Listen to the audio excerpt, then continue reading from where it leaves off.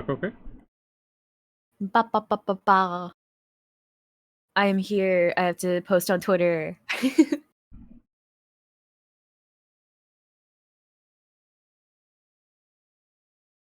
Sorry, try it again.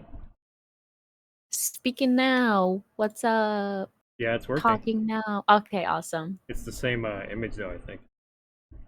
Is Did it? you change the image? Um no, it's the same one as last time. Is it just like not changing between like inactive and speaking? Oh, it is. Yes. Sorry. Okay. No, you're fine. I just wanted to test to make sure. I've been doing a Doki Doki collab, so I've been changing my PNGs back and forth. Oh, okay. Because I drew us all a set of PNGs of like us in the Doki Doki uniforms. So I Nice. just wanted to make sure. Nice. And now to make a tweet. Yes.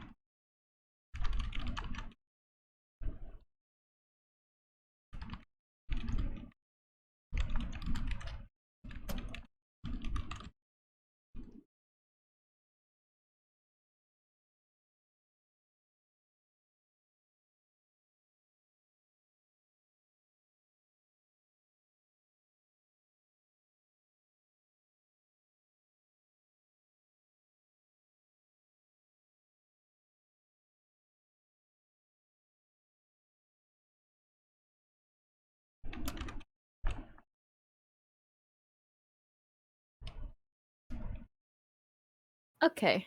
Tweet has been made. I'm good to go. Oops, I'm gonna tweet too. Oh shit! Oh. Double tweet all the way across the sky. Oh. I love the GIF you used. Yeah. It's so silly. I love the old art from the old anime so much. Is the new show any better with the crazy laughs, make them look less silly, or? The new art is like it's made by Studio Passion, so it's like made by the people who made the like Monogatari series. Mhm. So the art is very, very good. But there are some times where like the charm of the old art and how bad it is so great. Like the new art is like good, but the old art it just hits different because it's so bad sometimes. Oh shit. It's so funny. Oh hey Melody. Congrats on being first. Congrats on getting vaxxed tomorrow.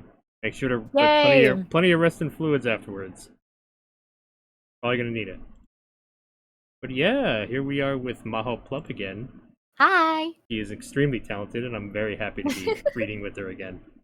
Thank you. I'm excited to be here. I'm excited to see what progress you've made. Oh my god. Well, we just last episode what happened? Satoko had her big panic attack, PTSD panic attack in the middle of the class. Yep. After the teacher had filed a complaint with the Child Protective Services. Oh, okay. Yeah, so she did that. The worker came down there, and Satoko's like, no, I'm fine, go away, because she's under the impression that if she can endure this pain with her uncle, that her brother will come back. Yep. Which doesn't make any sense, but okay. And then she came back to class the next day, and then everything seemed fine. But then Keiichi went to like pat her on the head, and then she like freaked the fuck out. Yes. And then it was funny because like he kept trying to touch her, right? After she's clearly telling him to go away, like pushing him away. And he like keeps trying to touch her, she keeps like fucking pushing him and shit. And punching him and stuff. Yeah, Keiichi's just a big idiot. He was like really dumb how he kept trying to touch her. Right. Like, what's wrong? What's wrong? Are you okay? And then he keeps doing the thing that's triggering her, so... He's like, what's wrong, Satoko? Pets, what's wrong? Fucking Rena's like, stop. Stop! Like, dude, you're stupid. Stop. And then Keiichi had that, like, I guess mental breakdown where he went into like robot killer Terminator mode. He's like, how long would it take me to kill the uncle? How many seconds? How fast do I need to run in the house and kill him? And he went in like robot Terminator mode for a couple, like, I guess, minutes and passed out. And then that's where the episode ended, I believe. Okay. So that's where we're at. That was probably like the most dark stream I've done of Higurashi so far. Yeah. Like this arc in particular is very dark, just concerning the subject matter. Yeah, very. Like it's too real, hits too close to home, and especially when you have viewers who have had abuse like that. Oh yeah. Yeah. They're just like, oh, this is too real, man. So like even I was just like, Jesus, reading this, I'm like, fuck. And Index, my other friend who I read with, he did a very good job of Sotoko like panicking. Like, oh, okay. It felt very real the way Index was voicing her, and it kind of made me sad. Yeah. Because Index has had abuse in the past as well, so this shit just hits too hard, too close to home. Yeah, sometimes it really does. I briefly mentioned to you before that I've been doing a Doki Doki stream with some people, and we had like a very similar experience where I don't know if you've played Doki Doki Literature Club before. I have not. I need to. Oh, okay. Just one character in particular goes very in depth with like a discussion of depression and whatnot. And it definitely hit like very close to home for literally like all four of us, and we all got so emotional. Jesus. Yeah, if you're looking for like another horror game to play, Doki Doki, especially since the DLC just came out. Yes, I'm. They seem pretty comparable, Doki Doki and Higurashi. Somewhat. Doki Doki is a lot. It's definitely a lot shorter. Yeah. Yeah. It's a different kind of horror, really. It has roots and branching paths, right? Sort of. Sort of. Okay. Yeah, like, there's different endings. Because like it's like a dating simulator, so obviously you got a different ending depending on the girl that you date. Right. Yeah. So it's replayable. Yes. Okay, that's good. I eventually want to play it. Yeah. Yeah, you should. Think about picking it up on the Switch actually, because I'm old school and I like actual, physical copies. Oh yeah. Let's see. Hey Pengu, I have 18k points. Should I wait until I have the money to buy you the game, or should I do it now? I would wait, Melody. I don't want to, have you redeem that and me forget about it. Like, if I buy the game, I won't technically be able to take care of myself for the rest of the month, but I can No, don't do that.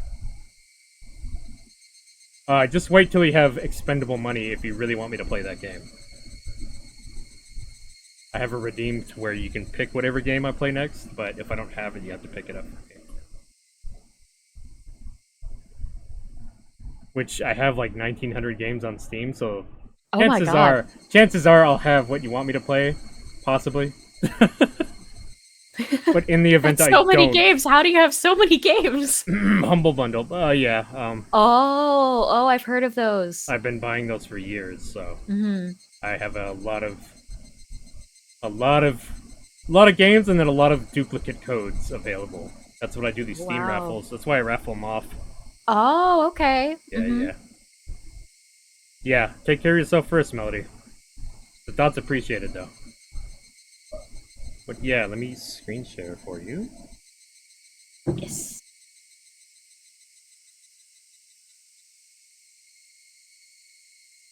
All right, I'm in. Okay. Continue. Oh, end of chapter 8 of chapter 3. Did we? I think we went through the tips. Yes, we did.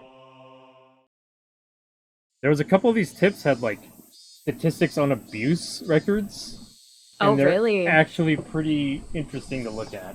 Huh. I didn't know that the game had those. Yeah, apparently mothers... I don't know if it's just Japan. I think it was just Japan for certain years in the 80s. Actually, I hope those were actual statistics that they brought up, but like, apparently mothers were more abusive than fathers. Oh, really? And I was like, wow, I didn't think that. Interesting. No. Mothers were more abusive towards children. Interesting. And I think the husbands were more abusive towards the spouses. I Mm-hmm. think that's what it was. So it was like, is it like the dad abuses the mom and then the mom takes it out on the kids or some shit? Like, terrible cycles of abuse that happen. But yeah, it was interesting. Interesting statistic. I'm still waking up, as you can see. Brutal statistic, but interesting. Yeah.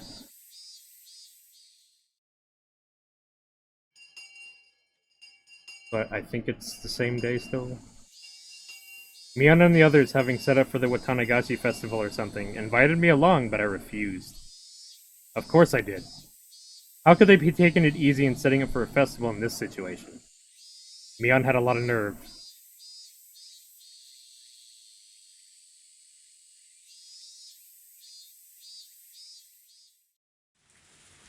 First thing I did when I got back was take a shower. Not because I wanted to wash off sweat, it was because I wanted to be even calmer. I already understood this, but killing that man would be so very easy. Ooh, murder on the mind. Yes, Mr. Terminator over here. Rise of Angels, the demo version. What? Is that a free game? Oh yeah, demo, okay. I could do that, yeah. Sure.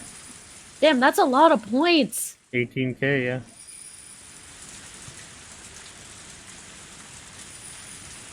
Alright. The really hard thing would be not getting arrested for it, so we could get our peaceful days back. Oh, if only we didn't get arrested for murder. It'd be so easy. God, if only. As I thought about it, I realized it wasn't easy.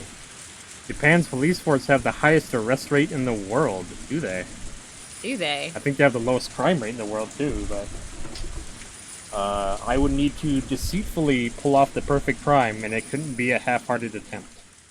Still, it wasn't 100%. Even the best police force in the world couldn't have a 100% arrest rate. I've read a lot of articles on trials with people brought up on false charges.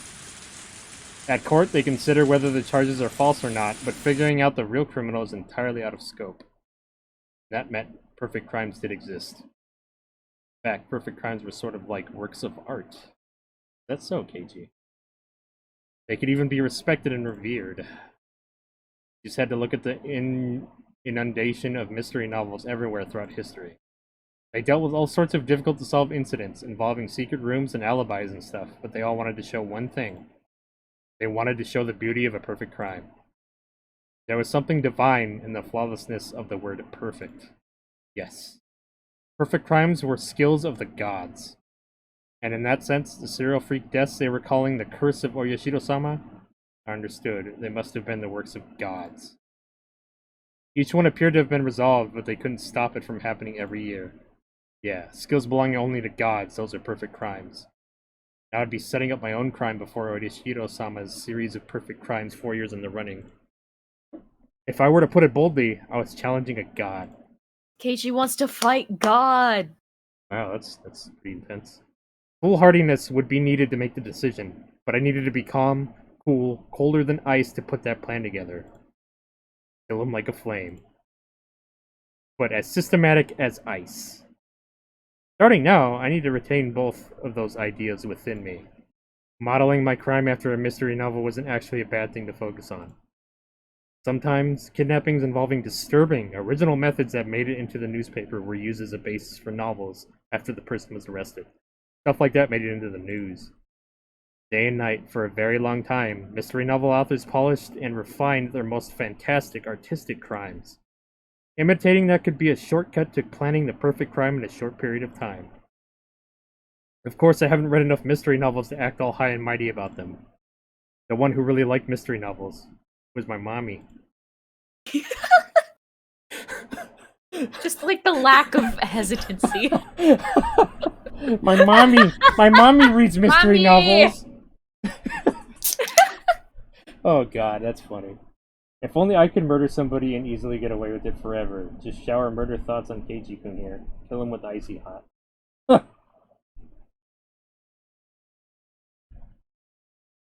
She's read every well-known mystery novel from overseas, from past and present. Every time she watched the mystery novels, she would always criticize them as having cheap tricks or being poorly thought out. Is he gonna fucking ask his mom how to kill somebody and get away with it? Is this where this is going? Because that's fucking funny. That's really funny. Hey, Mom. You said that I could come to you for anything, right? You're wise, and you can advise me on anything, right? So let's say hypothetically that I would like want to kill some guy. Like, not that I actually want to, just hypothetically. Ooh, mommy reads mystery novels. Yes, watch Mr. Novels. I wonder what the perfect crime would mean to her. Oh no, is he really? Oh my god, he's gonna. What? Oh god! Really? Not so subtle now, Katie, are ya? Did this happen in the anime too? No, obviously Just not. skip this part? Okay. This is so funny. Like, obviously, like, Keiichi's mom isn't, like, significant enough of a character to really have screen time, so this Yeah. is so funny. Yeah, the novels expand on a lot, don't they? Oh, definitely, yeah. Okay. I think it's so funny hearing about mystery novels in Higurashi, just because, like, there's such, like, an emphasis on mystery novels and, like, the, I don't know, content and culture surrounding them in Umineko. Yeah, I didn't know that it was in Higurashi as well. that's funny. Well, it means the same author, right? Yes. So it makes sense. The I guess. Umineko was written after. Higurashi was already done. Okay. Pengu said watch mystery novels instead of read. Oh, well, sorry. Didn't mean to say that. Whoops. Okay, do you want to do Keiichi's mom? Sure. What do I think the most well-done, perfect crime in all the mystery novels I've read is? Yeah. Well, you read quite a lot of them, right? I figured you might know a lot about them. It's more fun to read them to find out. If I told you all the tricks off the bat, they'd be no fun anymore. It wasn't like I was asking for my own amusement. He was deflecting the question, so I'd somehow butter her up first and draw out an answer. Of course. Well-done mystery novels, yeah. They all have a unique charm to them, so it's hard to say which is the most interesting. You'd have to force me to pick one. I didn't want to know which novels you liked. I wanted to know about the trick that made you the most surprised. If it was really a perfect trick, the detectives wouldn't be able to solve the case, though. That was true. Then there'd be no point. Mystery novels are enjoyable because of the process of the mysteries getting solved. If it was unsolvable, it wouldn't make a very good topic for a novel. Good point, Mommy. I get it. Mom's smart. Yeah, you're right, Mommy. If the main character can't solve it, it wouldn't be much of a story, huh? Was I being too simplistic? Nah, you're just being a little dumb, Keiichi. Asking your mom for murder advice. What the fuck? In a not-so-subtle way. A mystery novel is basically a game. They were written so that you can get to the goal so that you could solve them. But I couldn't use something so optimistic. It needed to be all end all of tricks so that we could, without a doubt, return to our old lives. By the way, Keiichi, do you understand that truly perfect crimes don't even become stories? Mom looked at me intellectually and grinned impishly. She's on to me. Mom. She's on to us. Mother. I'd never gotten to read it, but apparently one time a long time ago, Mom had written her own mystery novel and submitted it for some mystery novel award. Apparently she was really into it. Don't even come stories? What does that mean? Keiichi, what are the essential parts of a story? A beginning, a middle, and an end? Correct. The beginning, of course, is especially important. If there is no beginning, then the story never starts. Well, yeah. If nothing happened, nothing would begin. Right. Nothing happened, so there wouldn't even be an incident. Detectives wouldn't be called, so there wouldn't be any mystery. There would be no mystery, so there would be no solution. In other words, it would be the ultimate perfect crime. Wait a second. Could you explain that again? My mom just told me something absurd. And she was saying it so smoothly too, so I kinda tuned her out, but she's a smooth criminal. She on big brain mode. She said something extremely important just now. It's It's not really that difficult to understand, fucking idiot. The incident just has to never come to light, that's all. Just has to never come to light. For example, how about this? Say there's an old man living deep in a forest that nobody goes into. Uh-huh. And one day the old man gets killed by an axe. And, let's say that the criminal was the old man's son. He went into the old man's house and they were drinking together, but they got into a fight and he killed him. What an extremely cheap plot. It was an impulsive crime without a bit of planning. It was pretty far from a perfect crime. But Keiichi, the house was really, really deep in this forest. So deep in the mountains that nobody would ever go out that far. Then his son would go back to town and say that the old man was doing fine. What about that as a perfect crime?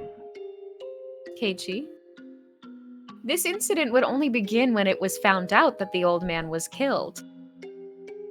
If nobody ever visited the old man's house after that, that beginning would never occur. The beginning would never occur. So basically, the story wouldn't start. The incident wouldn't come to light, and they wouldn't call in detectives. Ooh, mommy, can we get a mommy counter? Mommy counter! If you want to keep track of it, go ahead.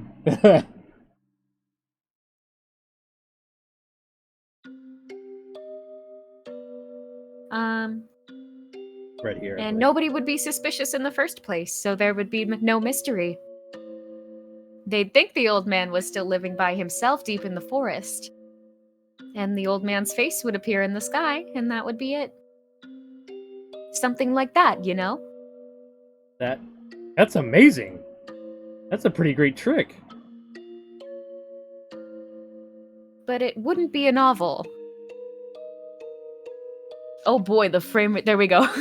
Mystery novels are for entertainment, after all. They can't be instruction manuals for perfect crimes.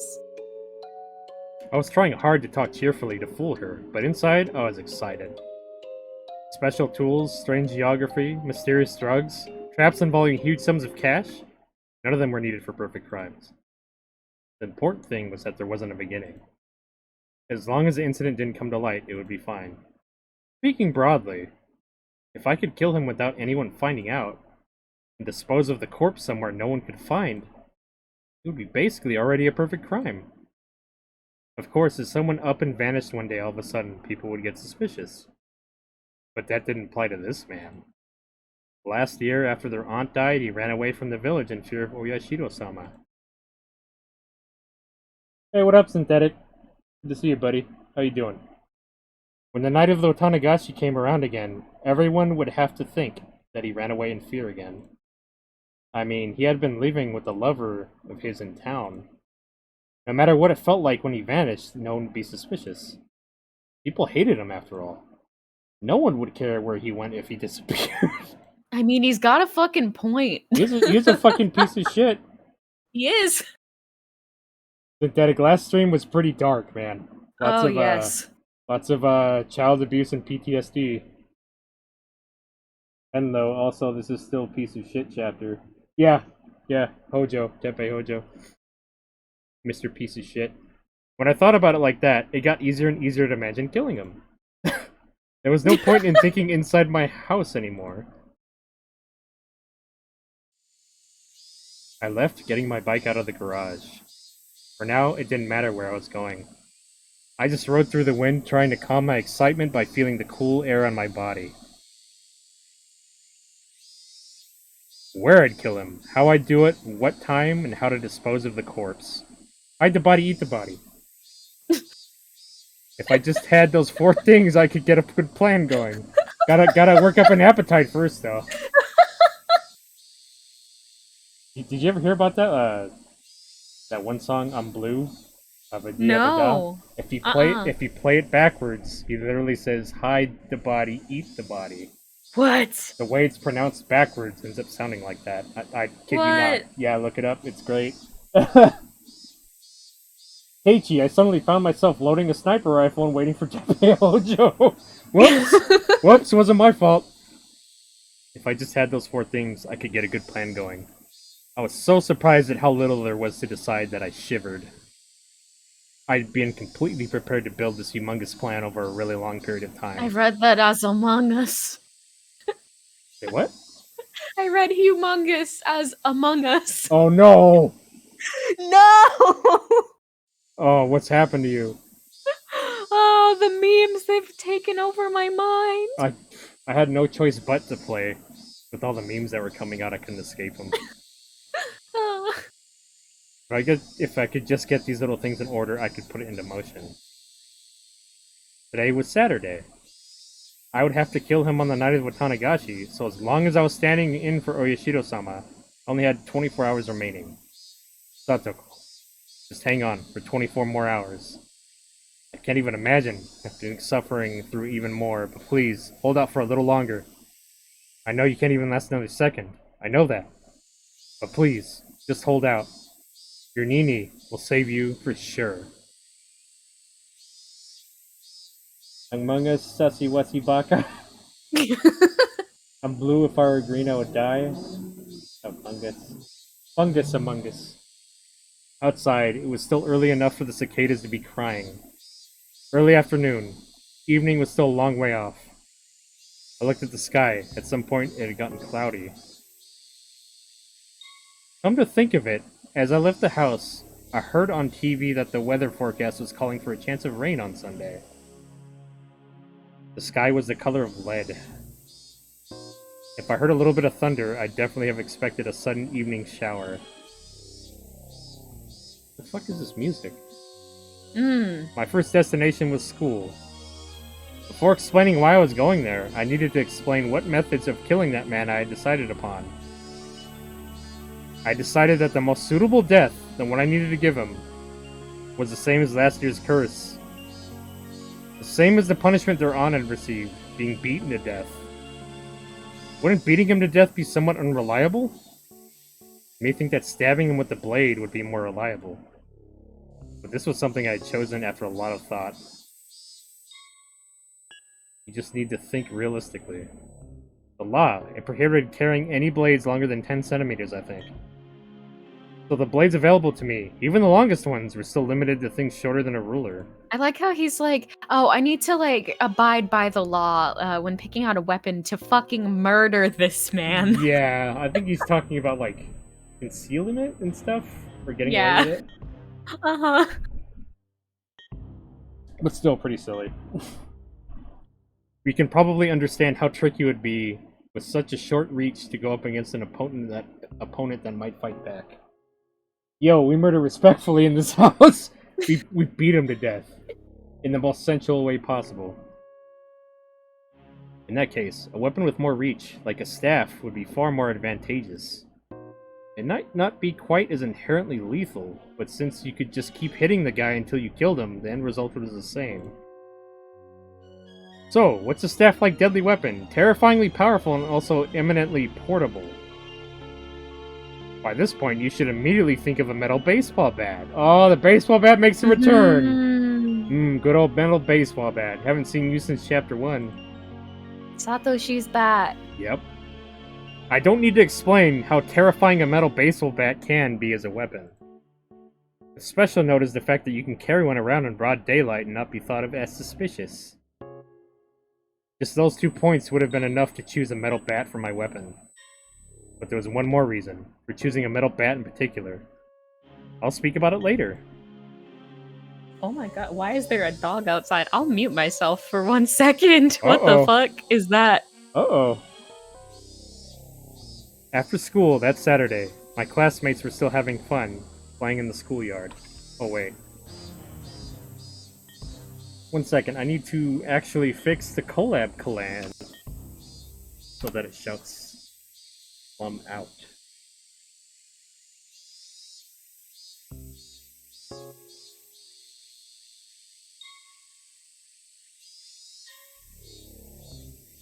Hi, I'm so sorry if you said something. I just shut my window. Oh, that's all good.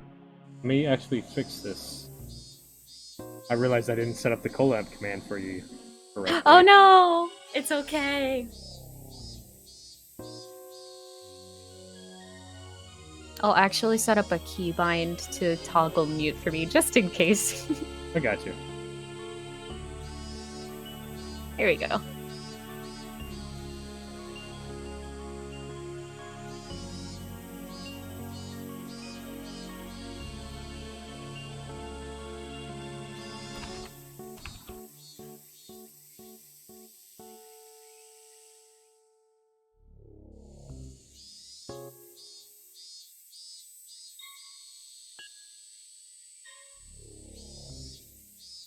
Okay, y'all can check out Plum, because she's awesome at her Twitch. Yay! Thank you! I want to hang the uncle by his toenails and burn him from his fingernails. Oh wow. That sounds very, very thorough. Okay, let's continue. After school that Saturday, my classmates were still having fun playing in the schoolyard. I could show up there and it would be the same as always, so nobody will think I'm suspicious. Getting my hands on the weapon without looking suspicious was actually a factor I couldn't ignore. I didn't normally play baseball, so if I went to a sports store looking for a metal bat, it would definitely be suspicious. Not really. I can't let there be a beginning to the story, so I needed to be really careful even about that. Okay, I get it. Yeah, he needs an alibi, you know? He's gotta tell a convincing story. Can't leave any stone unturned. Time to add another VTuber to my collection. You do that. That's me! He's got like the fucking infinity gauntlet. Oh my god. With like a million gems on it, he just puts another one on it. Oh my god. They're all just different VTubers. The VTuber gems that left school. At a location at which my appearance wouldn't be suspicious, I would acquire the weapon. I checked inside the classroom through the window, but of course, there was nobody there. The only students who would stay in there were me and the others when doing club activities. Without us, the classroom after school was just an empty, unused room. Without glancing around nervously, as if I'd just gone to get something I'd forgotten, I casually went in the entrance. It looked like the teacher was busy with paperwork in the teacher's lounge. I didn't see her in the hallway. Naturally, yet quickly as a shadow, I entered the classroom. The empty room was full of strange, stagnant air that you couldn't feel normally. An empty classroom with nobody there. Maybe while no one was around, the desks creep about their own accord, liking the floors clean of dirt. If I suddenly stepped in a place like that, would the desks, in their surprise, fly at me, crush my bones, and eat me alive? That's ridiculous. I felt regret at wasting valuable thinking time on stupid delusions. The students' lockers were lined up on the back of the classroom. The one I was looking for wasn't my own. It was a forbidden locker. One I had accidentally discovered one day. Here it is, Hojo. This has to be it. If one person has one locker, then why would only Satoko have two? They'd make a fuss about it once. After that, I learned it was Satoshi's locker, and he had the same last name as her. But of course, even though it was a locker for a student no longer here, looking inside it was still a shameless act. But one time, I let my curiosity get the better of me and took a peek inside. Inside, it was average and worthless at the time. I hadn't been interested, so until now I'd forgotten what had been in it. But now I had, dare say I say it, awakened. Someone's a little cuckoo. The thing that had been there the whole time. Scrape. I opened the locker, and a stench of mold and sweat wafted out, like a gem storehouse that hadn't been cleaned in weeks. Jesus Christ, that sounds terrible. Oof. Fine, I'll do it myself. Stinky. There will be a hook in the center of the toenails and have them hanging off so he's upside down. Then I would tie each of the joints together and light a fire under his hands. Holy shit, that's specific. Okay, Melody. Okay. Did you know in ancient Greece they would put people in bronze metal bowls and let it fire underneath until they were cooked? Yeah. Yeah, it's pretty brutal. What? That's pretty brutal. That's brutal.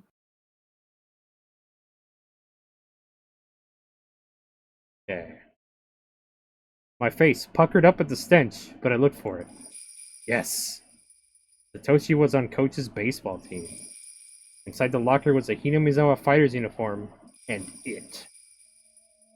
The one Satoshi used. The metal bat. Yes. This was the reason I wanted to choose this bat.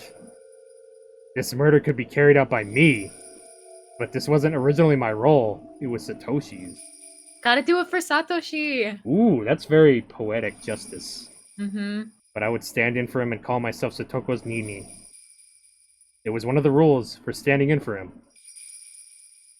I reached for the metal bat and grasped it firmly. It was light, and yet its tip had enough heft in it, enough to easily imagine the horror if I brought it down with all my might. Satoshi, I'll give you one last chance to save your sister. Lend me your strength. You're a coward, but I'll stand in for you. So if you still even care a little bit about her, you will lend me your strength. There is no more suitable weapon in the world for putting that man to death than your bat. Now, I just needed to figure out where to hide it. On my ass.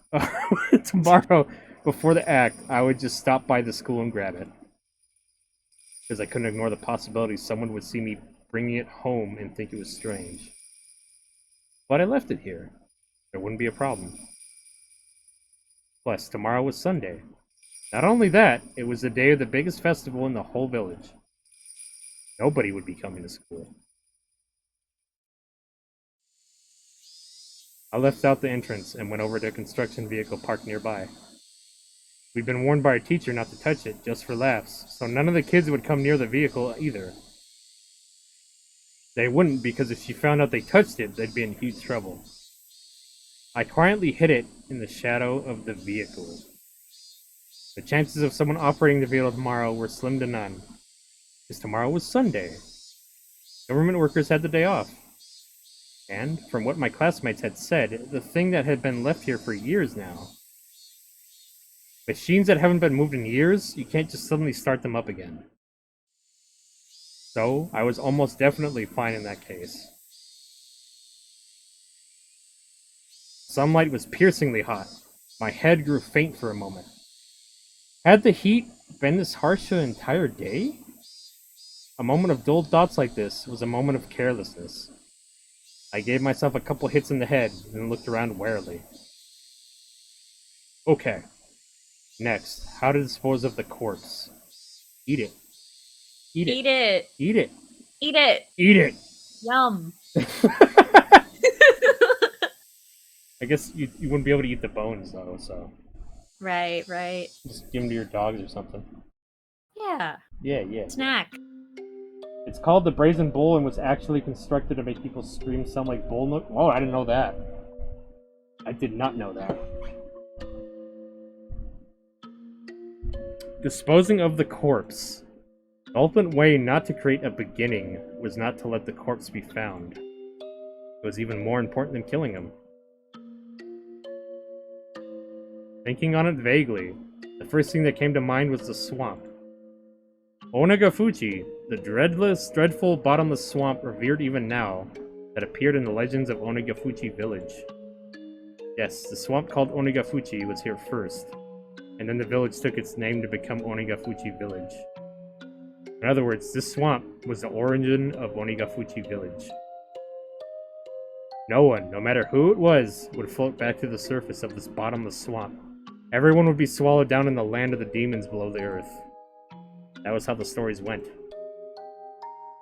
I was trying to copy Orishiro-sama's curse, and I felt that the theory demanded I discard the remains and the weapon in the swamp. But they may have said it's bottomless, but I didn't actually know. And people say large creatures like humans produce a lot of gas when they rot, granting a lot of buoyancy. It was why using fairly heavy objects to hold people down didn't work. Come to think of it, with the curse the year before last, Rika-chan's mother drowned herself in this swamp. And the criminal behind the dismemberment that went missing the year of the first curse too It was rumored he tried to discard the body in the swamp and actually drowned in it. Oops. I never heard of the corpse coming back up or them finding it. Then, didn't I choose to discard the corpse there too? I could discard the weapon there. And then, for example, if her uncle came out on a motorcycle and attacked, it would be convenient to get rid of the bike too. I knew that Satoko's uncle generally used a motorcycle for transportation. But, as for the corpse... After a lot of worrying, I decided not to discard the corpse in the swamp. The drowning, suicide, and accident were both rumors. Nobody knew if they'd actually happened. There were no lack of false rumors about the drowning suicide anyway, and it was possible the murderer hadn't drowned there and was still on the run. That meant no one had ever confirmed a corpse being dropped in there and then not coming back up. Then what would I do with the body? Eat it. Eat it! I thought it might be interesting to go with the first incident, cut him to pieces and hide him, but the preparation and work for dismembering a human body would be difficult given the amount of time I had. With that out of the question, I arrived at the conclusion to go with the more orthodox method of burying the body. And where I would bury it was a question related to where I would kill him. Of course, I wanted to keep my time in proximity to the body at a minimum. With that in mind, I would want to dig the hole to dump the body in beforehand, and to make the location of the act and the hole close together. The choice of where to plan the crime, that I needed to be absolutely careful and thorough with. It had to be somewhere nobody would witness it, and a place with hiding places for a sneak attack. I could dig a hole for the body right here.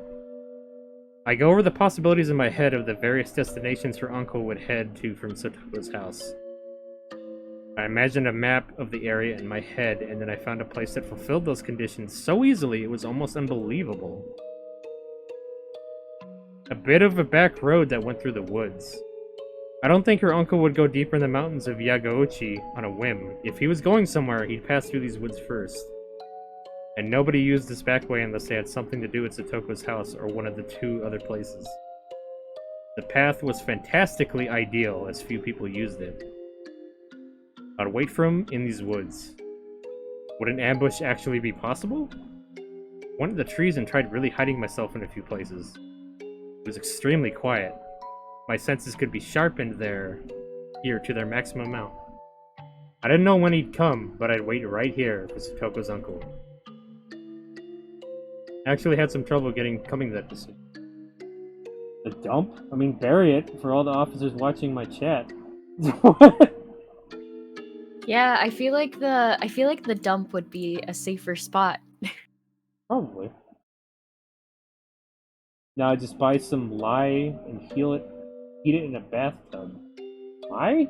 Did I read that right? What the hell is lye? Is that a dissolvent or something? Oh, I don't know what that is either. Eat it in a bathtub. I think that's like decomposing it or something? Some kind of chemical? Never heard of it, maybe. I mean, bury it for all the officers watching my chat. Yeah. I know, chat's acting kind of sus right now. A little bit. The question arose of whether I should somehow call the man out. Was there a risk I'd be taking by luring him here? That man made Satoko do all the shopping and errands. He seldom left on his own business. He wouldn't leave unless I worked out a plan to force him to, would he? That was the question. Tomorrow was the Watanagashi festival. Would he go out for the festival, or would he stay inside? If he stayed inside, how would I drag him out of his house? That's right. Wouldn't he make Satoko go to the festival? Satoko would go to the festival. Meanwhile, I would call the man. This is the Okinomiya police station. We have the young lady from your house. Could you come and pick her up immediately? It didn't even have to be the police. This is a clinic. The young lady from your house has been injured. Please come and pick her up. Yes, that would work too. If I claimed to be the police or the hospital, told him to go and then hung up on him, he'd rush there trying to figure out what was going on, wouldn't he? And just the other day, he was invited by a probation officer. He wouldn't suddenly grumble about having to get his niece to not go to what? Hey, Dummy Leech, how you doing? Peepee's Handler, thank you for the follow. That is a funny name. Oh, Peepus! Peepus, my beloved. Okay, Peepus, not Peepees. Peepus! Welcome, welcome. How you doing today? Good to see you. Any friend of Plum is a friend of mine. Yeah. Yeah. Welcome. We're doing a Higurashi fan reading. It's getting pretty dark. Thank you for the support, my friend. We're I guess the character we're reading is planning a murder, so fun times. Yay, murder! Yay! Okay. He wouldn't suddenly grumble about having to get his niece and not go. It would look like child neglect.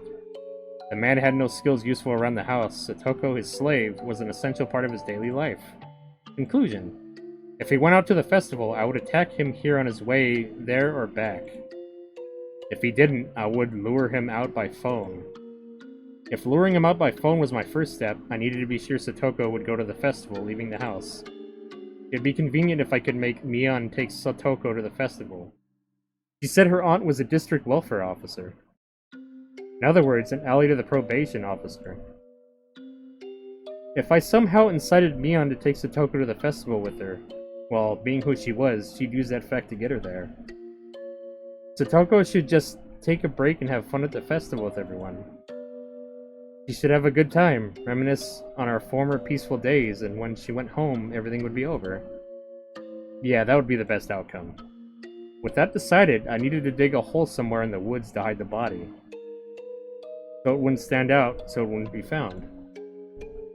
Someplace nobody would see me while I was completely exposed as I buried the corpse. I'd wanted to be close to the scene of the crime, but it naturally grew farther away. What's chat saying? Murder time, woohoo! Yep. Deep in the bosom of the Black Forest, the voices of the Higurashi were the only sounds here, informing me that people shouldn't indiscreetly set foot in this place. Digging a hole, huh? Digging a hole with so many tree roots crawling around the ground would be far more difficult than I'd envisioned. I'd snuck a gardening spade out here in my bag, but that wouldn't be enough. Still, as I looked into various approaches, I managed to find a place I could dig into. Tomorrow, I'd bring a real shovel from the storeroom at home. I'd manage with that.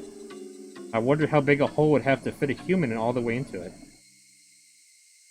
I'd probably have to dig pretty deep down.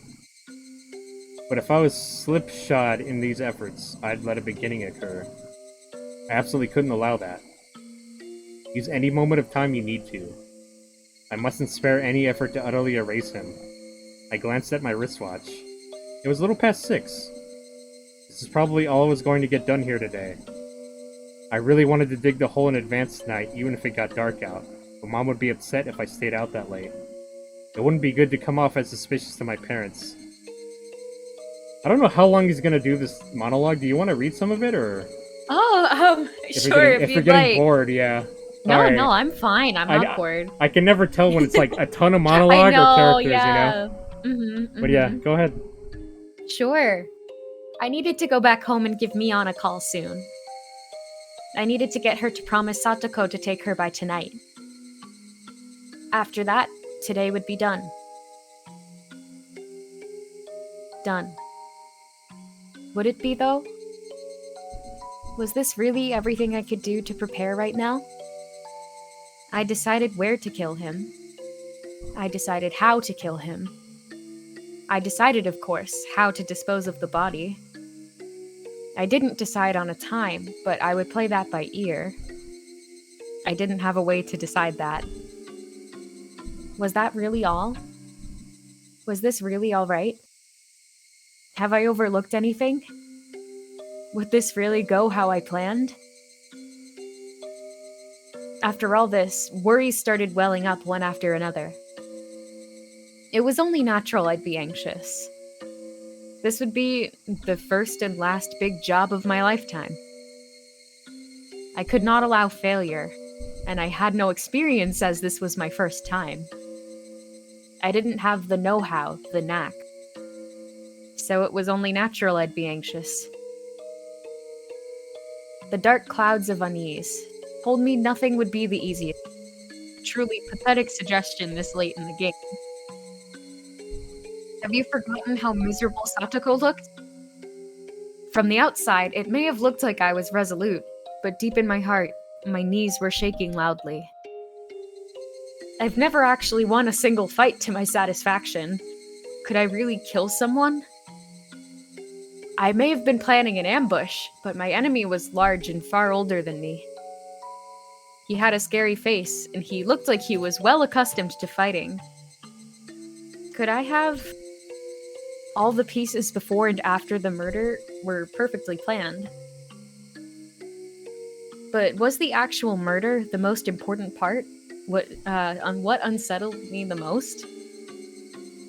All my preparations, all of my perfectly concealed machinations. If I didn't successfully murder him, they amounted to nothing. Bury an animal over the body too? I am a dwarf and I'm digging a hole, diggy diggy hole. Oh, I remember that. You got him. You got him monologuing. You sly dog. Oh, I know where that's from. Keiichi losing his murder virginity. Losing his murder virginity. I didn't know that was a thing. That's funny. My machinations lay undetected. Uh-oh.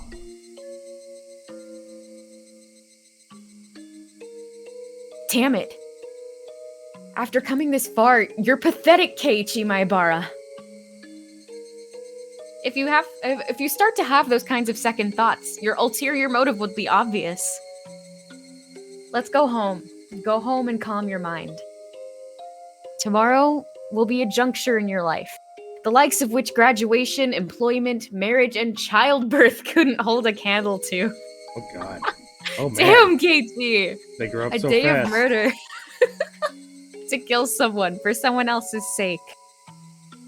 With that day behind us, we would take it back again. Those mild, spring-like days we never thought would stop. Those safe, peaceful, fun times. I pedaled my bicycle hard to get back home.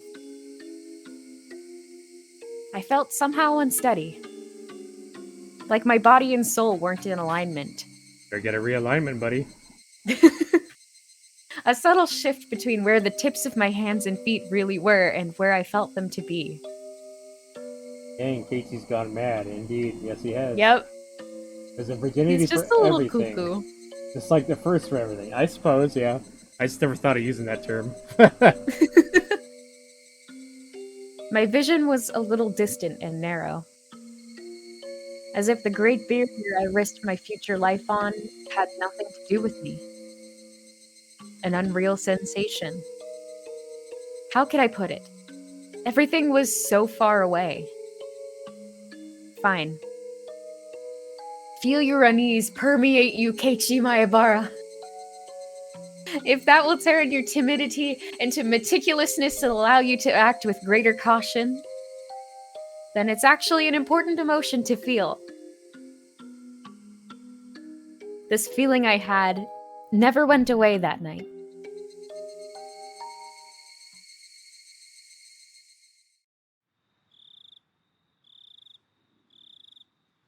It's understandable, you know. Getting cold feet for a murder, right? It was the first time I'd be calling Neon's house. I searched for her in the phone book the school gave me, then dialed a short phone number, the kind unique to remote places. I super can't wait for murder. I actually never got into Higurashi. I tried to read it too young and scared the shit out of myself, but Plum talks about it fun. Well, she's got a lot of experience with Higurashi. Yes, I do. Ring, ring. It was around dinner time. She would probably be home. But just as I started to think nobody would respond, someone finally picked up the receiver. Oh, do you want to swap to Keiichi or do you want to be Mion? Then we can switch. Okay. Hello, this is Sonozaki. Oh, I'm sorry for calling so late at night. Is this Mion? Huh? May I ask who's calling? It's me, Keiichi. It's a me, Keiichi. Kei-chan. It's pretty late. What's up? Wait, I like the what's up? What's up? By 2030, this franchise would be remastered again, both in anime and visual novel. Would it be? Or is Shiro-sama making Keiichi do work, maybe? Yeah. Yeah, it looks like it. She seemed to be in a weirdly good mood, and she drew her syllables out. Right, it's the night before tomorrow's festival, so she's probably with her family having some drinks. Damn, Mion getting lit. Uh-oh. Aren't they a little too young for that? Uh-oh. Ah, Underage uh-oh. drinking. Sorry for the late call. Do you have time right now? Sure, what is it? It's about Satoko. I heard her draw in a small breath on the other end. Satoko. She's in a pretty bad spot. I hope she's okay. The scent of sake had completely disappeared from her voice. Can't be okay. You saw too, didn't you? What she was like? She was completely worn out from all the abuse. We failed her all this time, and now she's become like that. We didn't fail her. Everyone tried their hardest to help her. But we didn't come up with anything, and we couldn't save her. In the end, we couldn't do anything about it, and now she's become like that. I guess you're right. All I did was watch, after all. So, well, at least. Couldn't we at least let her have fun for one night? Huh? Let her have fun? She's been so battered lately, you understand. That's why. I want you to take her to the Watanagachi Festival tomorrow. I don't mind. But why? Why? I want to give her a breather at least for the festival night, you know?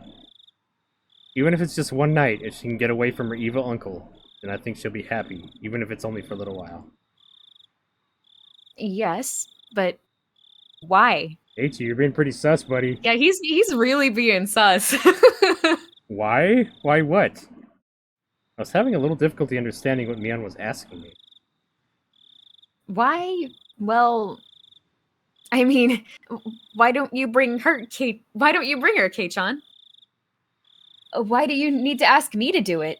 Like, he already talked to Mion about killing the uncle, too. Previously. Right. So it's like, you've already made yourself sus as fuck with her, buddy. Mm-hmm. your plan's not gonna work out, I don't think. Mion was persistent about odd things. No, maybe it'd be better to say that she was sharp.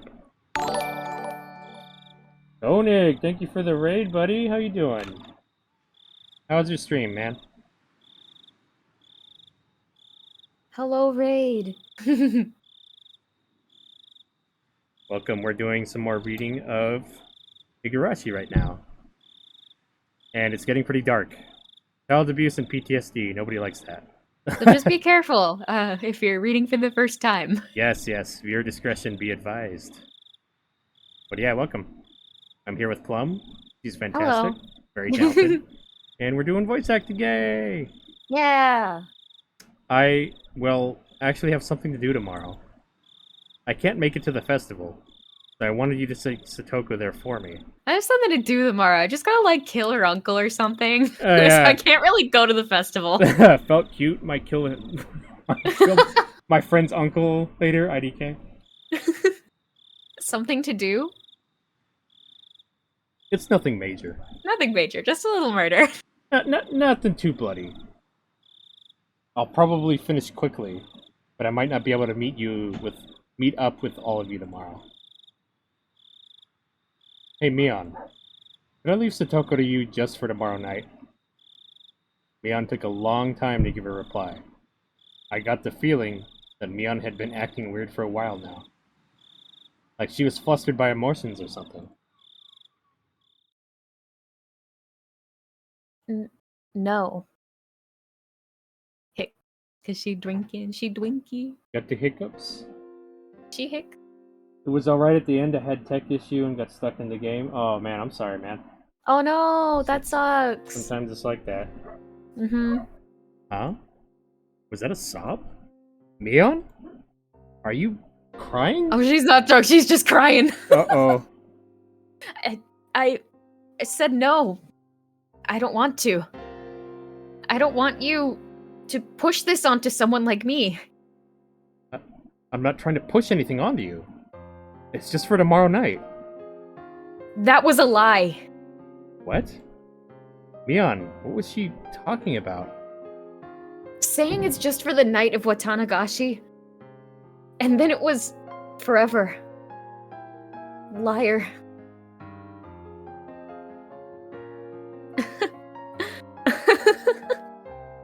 Wait a minute. She's talking about Satoshi, isn't she? Mm-hmm. Oh, I figured it out. But I guess we're even, huh? I couldn't keep the promise I made with you. I left her alone all this time. I had no idea what to say to that. Mion was clearly now talking to someone other than me. I didn't know who. All I could do was listen to her in a daze. You never came back after that. And now you called me again to push her onto me. You're so unfair. Hey, you're Satoshi-kun, aren't you? Mion, what are you talking about? When I said her name, whatever spell was on Mion was released.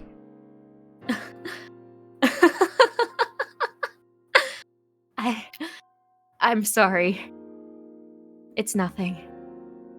It's just that I got a phone call a lot like the one you're making now, a long time ago.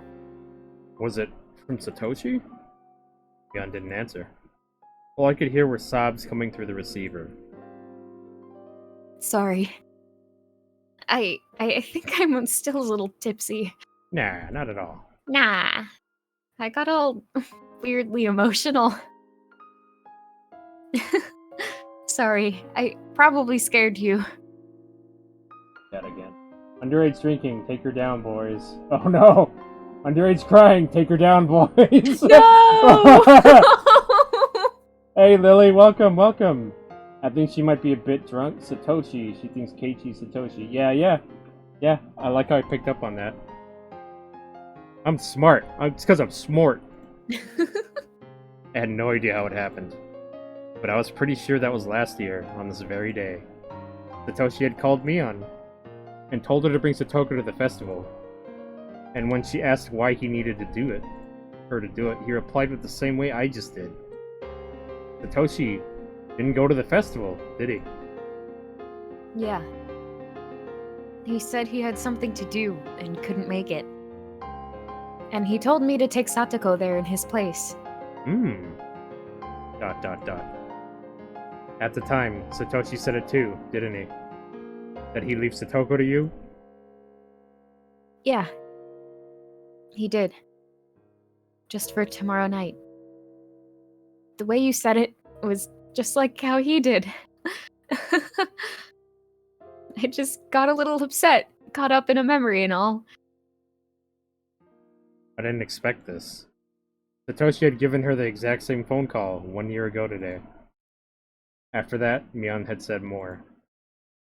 That he was lying. That he told her it would only be for the night of the festival. I get it. A few days later, Satoshi, he disappeared. Disappeared might have been a rather vague way to put it. Whether he ran away or not, Satoshi left, abandoning Satoko. Yes. He didn't transfer or run away from home. He disappeared. And then, an idea far more indistinct than even fog crossed my mind. Satoshi made exactly the same phone call as me last year. Why would Satoshi make the exact same call? If, in the truest sense, he really made the exact same call as I am right now, then the incident where their aunt was beaten to death, could it... Oh... Was Satoshi. Huh? What was that? Last year, Satoko had been constantly abused by her uncle's wife, their aunt, too. Her aunt abused her the most. And on that night, in the name of Oyashiro-sama's curse, she was taken from this world. If I thought about that, everything made perfect sense, didn't it? Last year, Satoko's aunt was beaten to death, wasn't she? Would it be impossible for Satoshi to... No, but that would mean... But then Satoshi, he was a coward who abandoned Satoko and ran away, wasn't he? How could Satoshi resolve himself to kill a person to save Satoko? It was unthinkable. I actually considered that as well. Though it'd be mean to Satoshi. A few days later, he disappeared. On Satoko's birthday. When I first heard it, I flew into a rage. What a cruel day to have run away on.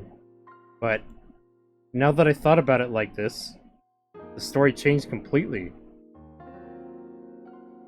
Satoshi had probably been even less calm than I was now. He was her big brother, related by blood, watching his little sister be abused day in and day out. Maybe that's why he couldn't keep calm. And that was why the corpse of their aunt, beaten to death, was so easily discovered. Satoshi lost himself in anger and hadn't hidden the corpse. He'd permitted a beginning to occur. If the police conducted a full-blown investigation, it was easy to imagine they wouldn't take long to pin down Satoshi as the culprit. Satoshi, he wished for a return to peaceful days with Satoko, and though he achieved it for a time, he had been steadily driven into a corner. And then, he wanted to at least hold out until Satoko's birthday, but finally, they nailed him. At the time, Satoshi had been carrying the savings he'd amassed to buy Satoko a giant stuffed animal for a birthday present. He would buy the stuffed animal as her gift, and then get caught. Or he could use the money and disappear. That was the choice he had been forced to make. And he decided not to make Satoko the sister of a murderer. Ah. If that was the case, then it must have been an unspeakably bitter decision. All that money he'd been saving waiting to see Satoko happy, he had to use it to make her sad. And he used the savings and disappeared to Tokyo, if the rumors were true. Was that how Satoshi disappeared? I don't know. How the turntables scratch. Very much so, huh? Very poetic, all this has been. That Oishi guy seems to think that way, though. Oh, that Oishi guy. Oh, that Oishi guy. Oh, Oishi. Had he been slowly driven into a corner by that repulsive man's pig-headed pursuit? The circumstantial evidence is all there, but I think your deduction is wrong. They caught some lowlife somewhere in the prefecture, and he apparently turned himself in for the crime. That was right. The deviant had confessed, and the incident was solved. They said he really was just a crazy person, and that he had no ties to Hinamizawa. And no relationship with Satoshi, of course. I mean, I have a pretty hard time believing the guy would lie in Satoshi's place. You couldn't just arbitrarily decide like that. You never know where or how humans are tied together. If the guy took the blame, then was the perfect crime. Of course, if it really was a perfect crime, there would have been no reason for Satoshi to vanish. Plus, I don't think Satoshi had the kind of money to run away. That day he withdrew all his savings. No matter who I tell this to, nobody believes me, but that stuffed animal he said he was buying for Satoko, it was gone from the display, sold. It must have been Satoshi. Wait a minute. If he didn't use the money to flee and bought the stuffed animal instead, he would have gone back to Satoko, wouldn't he? It seems unbelievable he'd buy it and then disappear without having given it to her. Yeah. So, now I don't know what happened. It would be one thing if he had the money, but if he used all his savings on it, he'd be totally broke. You can't live a life on the run without money in this world. I didn't get it. After all that, I was understanding Satoshi less and less. The two of us fell silent. I couldn't remember how we even got on this topic.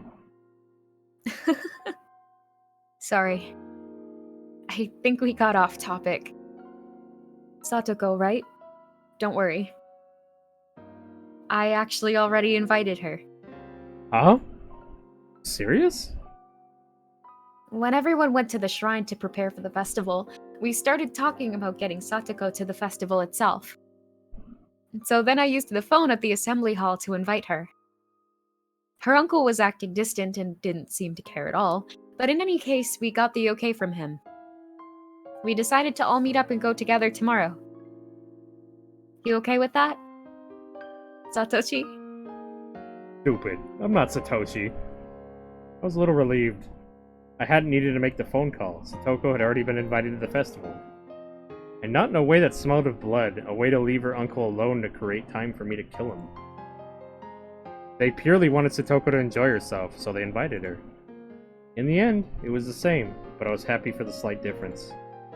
Sorry. I guess I didn't need to call then.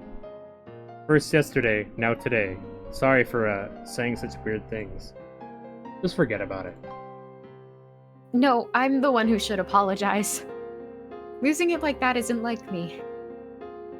I'm really sorry. We apologized to each other for a little bit. Alright, I'll be going now. Good night. What did you have to do? As if interrupting our parting words, Mion stuck straight where it hurt. Or is it like with Satoshi, where you can't say? Stupid. I keep telling you. Stupid. Stupid. It's stupid. I keep telling you, I'm not Satoshi. Yeah. Yeah, I know that. I deflected her, with a response that wasn't really an answer. Mion didn't hound me anymore after that. Alright, this time for real. Good night. I don't know why you're giving me the same phone call as Satoshi-kun did, but... yeah, never mind. I'm sorry. Good night. I'm hanging up. Click. Click. Satoshi Hojo. Just who are you? I scorned you as a coward who ran away, abandoning his sister. I always thought you didn't have the right to call yourself her Nini, but now I didn't know what to think. Or Ishido-sama's curse in the 4th year? Their aunt's death? And Satoshi's disappearance? And now, me, trying to carry out Ishido-sama's curse in the 5th. Oddly enough, what I was going to do overlapped perfectly with Satoshi, the day before the curse. No, that wasn't all. If we start, back from Satoko being abused, then I'd be overlapping with Satoshi for days already. When I talked to Mion before, she asked me if I was Satoshi. That was the first impression a third party like Mion got, and it was probably true. Then, as Satoshi had accomplished, I would succeed him in the murder. But that was the extent to which we overlapped. I was far calmer than Satoshi, and more calculating. I could actually grow calmer, the more enthusiastic I became. That's why I wouldn't follow in Satoshi's footsteps. I would snip him cleanly out of the world, and then get our peaceful life back.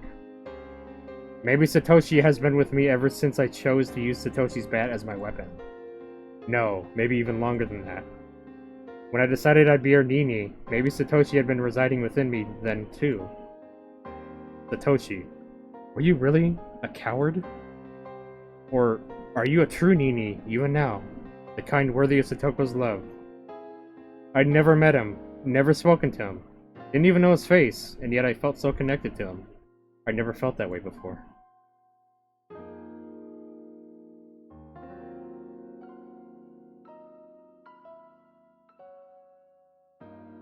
So much poetic justice. I know, seriously. Oof. I love how that ties together, man. Mm-hmm. The same bat, the same scenario. Yep. Note on See, that. I remember the last time that I streamed with you, as soon as Tepe made his first appearance, you were like, God, I hope someone murders this bastard. And I was just like... I don't know, he's after that PTSD thing, I'm like, this guy needs to die. Mm-hmm. Like, if he doesn't die, I'm gonna rewrite this whole fucking story. Mm-hmm. I would insert myself as a character where I just kill him. Oh my god, a Higurashi self-insert. Yeah. Imagine. Higurashi fanfiction. Welcome, Shinobi's fam. Welcome back, Pai Pai. Alright. We just for the attention on those housewife slot. Oh, I didn't read that. July Redacted, 1982. Okinomiya Police Station, 1st Investigation Division. Chief Takasugi. Redacted Prefecture Police Headquarters for the Eradication of Drug-Related Crime. Shishibone Branch Head Redacted. Regarding Incident Redacted, designed as undercover investigation. The message is to inform you that a section of the testimony records of an incident under the police headquarters jurisdiction has been found. That is thought to be related to the undercover investigation of the incident in question, Okinomiya Police Station X, Yamizawa Village housewife slaughter incident. During the investigation of suspect Redacted, who was arrested for possessions of illegal drugs, there was testimony alluding to the crime in question, and it became clear that it contained information that only the perpetrator could have known. Therefore, we are prepared to share this record of testimony with you. Duplicate attached. If this testimony is to be believed, then there is an extremely high chance that suspect Redacted was the perpetrator in the incident in question. In addition, on receiving this testimony, the head investigator on the case inquired as to the incident with the Okinomiya Police Station. But the responsible party at Okinomiya Police Station misunderstood, and in compliance with the resignation as an undercover investigation by executive order from the Prefecture Police Headquarters on July 1st, 1982, General Administration B1-12. They did not explain the incident's existence to the head investigator as they should have.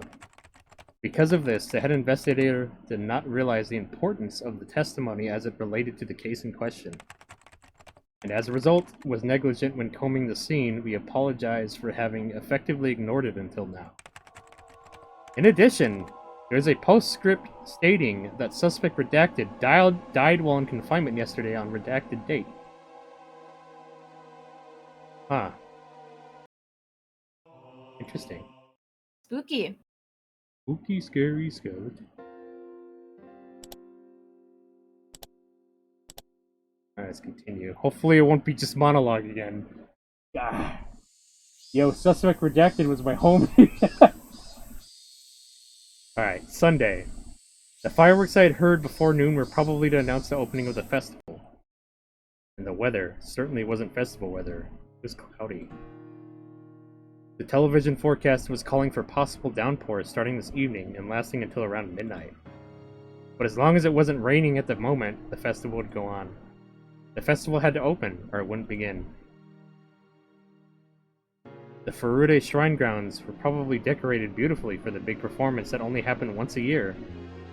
Many paper lanterns were hung up, all in the auspicious colors of red and white.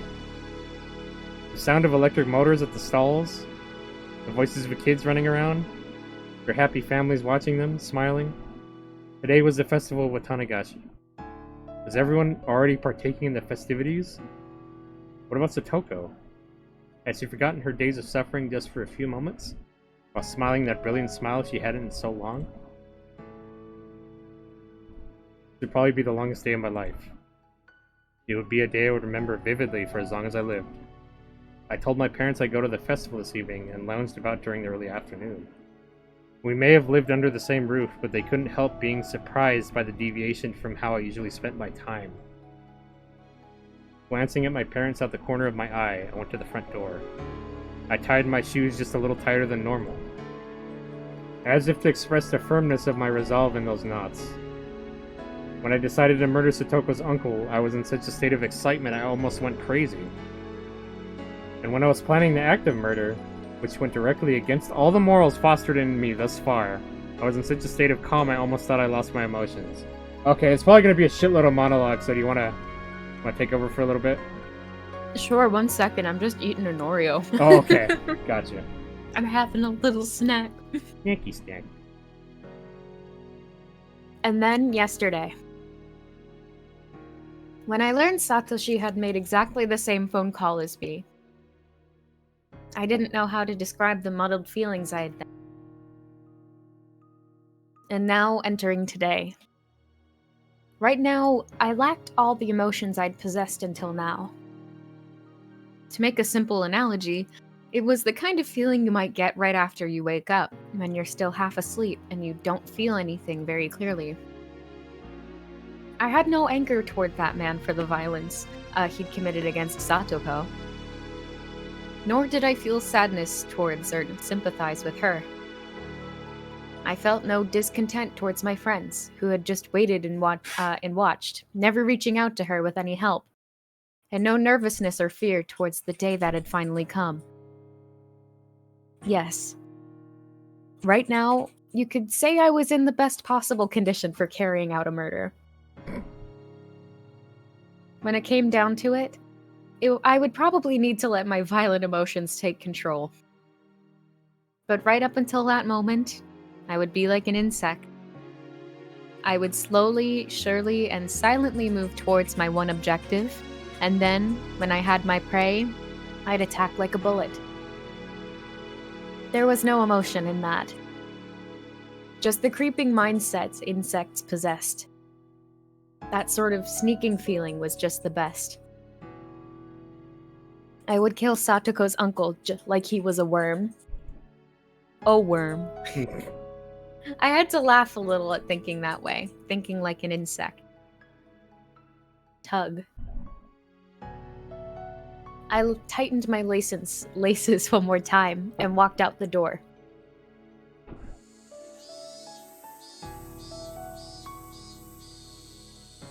I brought the shovel out from the front storeroom. I would need it to dig the man's grave. The shovel was a convenient one made for camping. If I twisted it like so and split it into 3, I could easily hide it in my bag. I twisted the shovel and dismantled it. And even though I'd done it countless times before, I had trouble for some reason. Like I was suddenly clumsy now. I knew why. It wasn't because I was nervous. My weak-willed self, deep within me, was hesitant. I knew that the act of dismantling this shovel was the first step I'd take to becoming a murderer. Oh! Ew. The last twist was conspicuously difficult, but it finally submitted before the strength of my determination.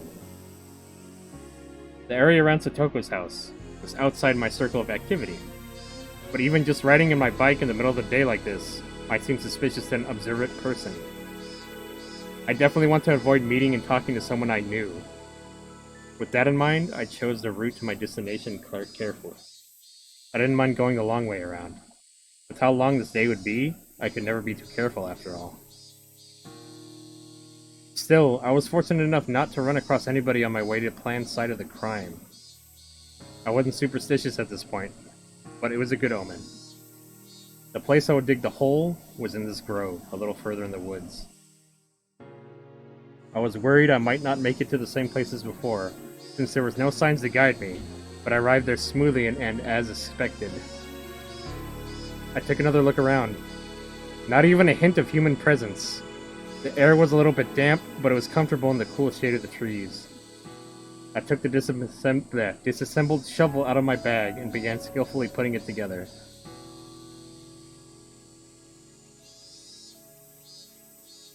Then, I stuck the tip of the shovel into a soft-looking patch of ground and pushed on it with my foot.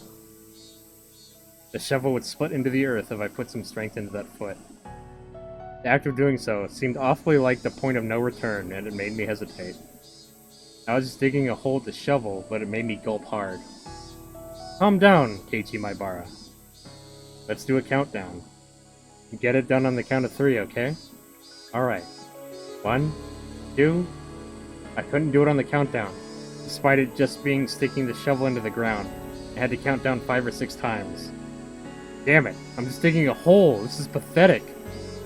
As I thought that, I put strength into my heel, like I was stepping on something unpleasant, and split came the sharp noise. Ooh. It was only soft at the beginning. Roots and stones quickly got in the way, informing me just how hard it was to dig a hole big enough for a person. No decent person would ever come here anyway. Maybe it would be enough to cover him up with some dirt. Every time a naive thought like that crept into my mind, I bit down on it with my teeth and dug even harder. I've dug enough now. I could hide him like this. Okay, Plum. Alright. Every time I thought that, I would go digging down into the hole, grow disappointed at how shallow it was, and return to digging. The thin layer of sweat on my brow eventually formed into drops and fell to the ground. My back was in even worse shape. My damp shirt adhered to my skin, and it felt so disgusting. Oh my god, that's me at work right now. Froze. Oh no! It's hot as shit. Oh, that's the worst. Gotta love summer. Mm-hmm. I do genuinely love summer, though. Summer's my favorite season. Really? Mm-hmm. Summers were better as a kid when they weren't as hot. I see. I just hate the cold. Oh, I love the cold. Oh, I hate it. I mean, that makes sense considering you're a penguin. But even, like, legitimately, I love cold weather. Mm-hmm. Like, it's... I don't know. I don't know why anybody hates the cold over the heat. Because it's much easier to warm up than it is to cool off. See, when I get cold, I just become immobile. I can't do anything. I just get tired and sad. Oh, really? Mm-hmm. I would much rather be hot than cold.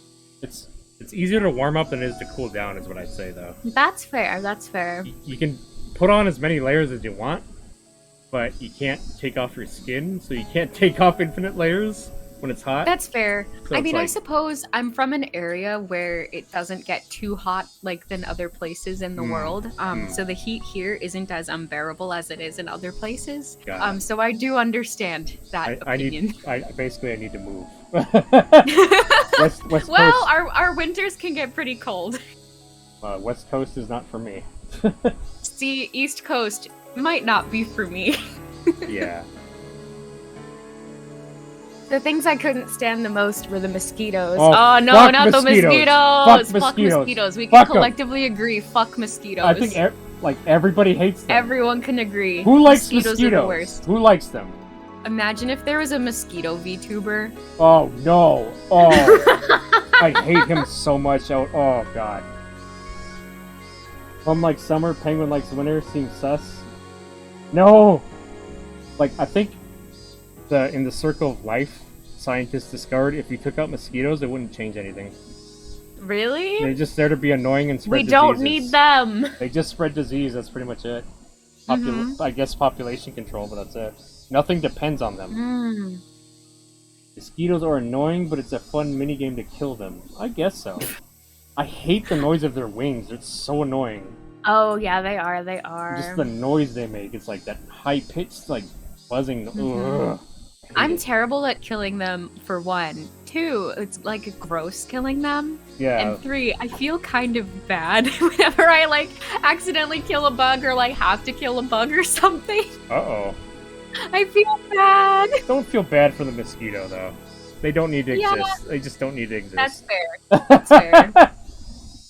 Fuck those bloodsuckers, yes. Truly. Literally looking at mosquito bites on my legs right now. I'm sorry, Synthetic. Oh, that sucks. Yeah.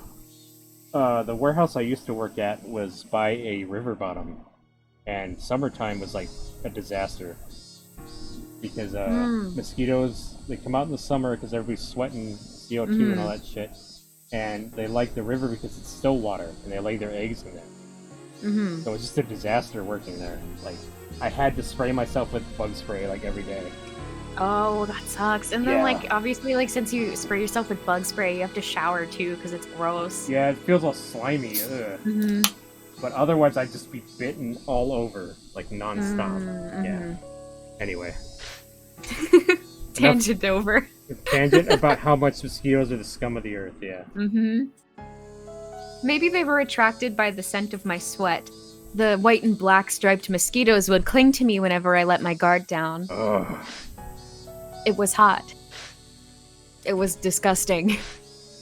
I was sticky. Ew. Ew. I was itchy.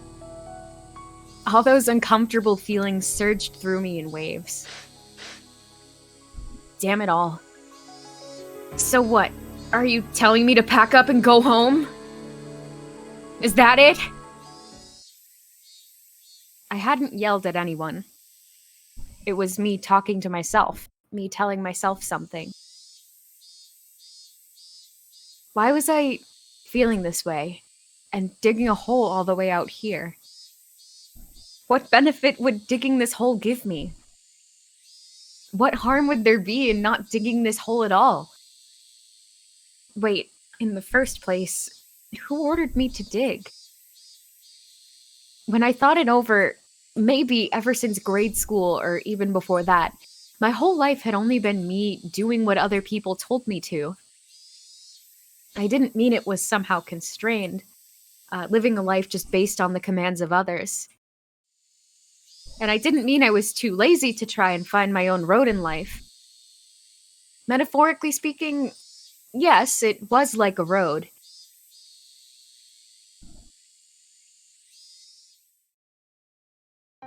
I'd never been particularly physically fit. I didn't hit puberty very early, and if all my classmates and I got in a line, I'd usually be on the shorter end. My scores in jump rope competitions and marathons were the very picture of average. And it wasn't like the captains of the dodgeball teams would have a passionate rock, paper, scissors contest to see which would get me. During those kindergarten and grade school years, it felt like someone was only worth how fast they grew and how fit they were. Looking back on it now, it was really uncomfortable for me. Damn, Keiichi. Fuck. The thing that turned all that around was just a few words from my mother. Sticky woo, I have evolved the power to grab mosquitoes and flies out of the air.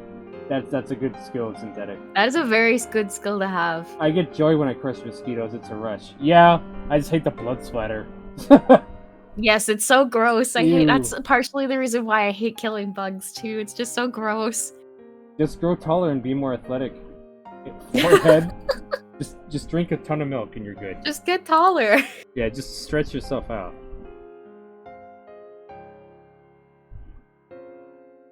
Ooh, are you Keiichi's mom or am I Keiichi's mom? Fuck it, I'll do Keiichi's mom this time. Yes, be mommy. Ugh, I gotta take a mommy voice.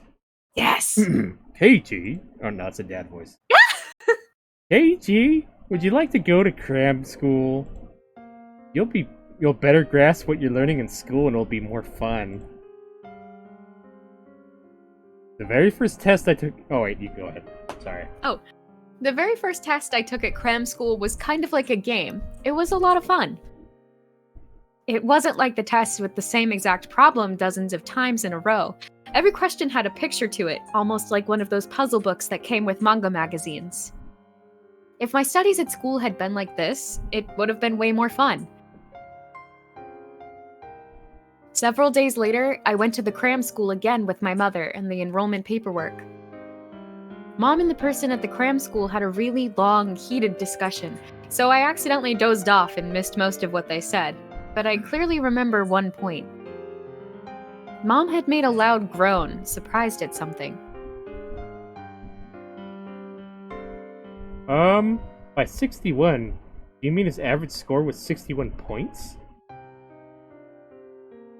No, not at all. Oh, no, oh, I'm gonna talk to myself. No, not at all, Miss Mybera. The deviation from the mean of all our cram schools across the country is 61. He's showing extraordinary numbers, even on a simple intelligence test. First, I would like to say that Keiichi Mybera is extremely bright. Keiichi? But he doesn't have very good grades at school. He has average marks on his report cards. B's, C's, D's. Is there some kind of mistake? We cross-checked with several tests as well, and we learned some very interesting things as a result. Mybara-kun is extremely weak when faced with questions that don't have any meaning. He just has no interest in simple, dull questions that don't have anything to do with everyday life. Fair. So, even if he doesn't know what 2 plus 3 is, you told him he had 2 apples, then he got 3 more. You would understand that sort of question? That's right. For example, instead of telling him to draw a flattened, foldable cube, what if we asked him what a die would look like when we cut it open? If we did that, he can answer beautifully. Okay, Plum. Then the person from the cram school showed her a page from one of the exams I took. It was a paper with questions about construction. Construction questions were unusual, so they were really cool, weren't they? In this question, it asks to draw an unfolded regular icosahedron shape with 20 faces. When we rephrased it and asked him how he would cut out a piece of cardboard to create a 20-sided die, Eiji-kun drew the answer as though it were easy. This is not something an average child can do. Eiji, have you ever made a die with 20 sides from a magazine extra or something, you think? Dice only went from 1 to 6. I'd never even considered before this test that there were dice with more than 6 sides. The boy's never heard of D&D, if you will. No, he has not. So it was fun to imagine what kind of shape a die that went up to 20 would have. If I had a die like that, I could win at Snakes and Ladders against anyone. Good thinking. So I immediately wanted to make it. Finally, I entered cram school. He was born to roll D20, bruh. D20 net 1. Have they even heard of crit roll? No, they haven't. Killing mosquitoes would be like, you take my blood, I take yours? Yeah, it would be. He couldn't be escalators, though. Eels and escalators? Is that a thing? Escalators. Oh my god.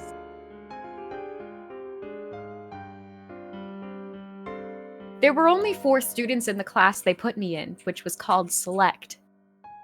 It was the highest class, and some of my classmates were in lower classes. And when I remembered how much better they had done at things like dodgeball and the 50-meter sprint, I felt happiness well up within me for the first time. Even if I wasn't as good at them physically, I triumphed over them in other ways. It was fun at first. The more I did, the more I was praised. My teachers at school suddenly started pampering me, and it felt good. My parents were satisfied too, and I enjoyed seeing them satisfied. The more I listened to my parents' commands, the more fun things I got. The more fun things got.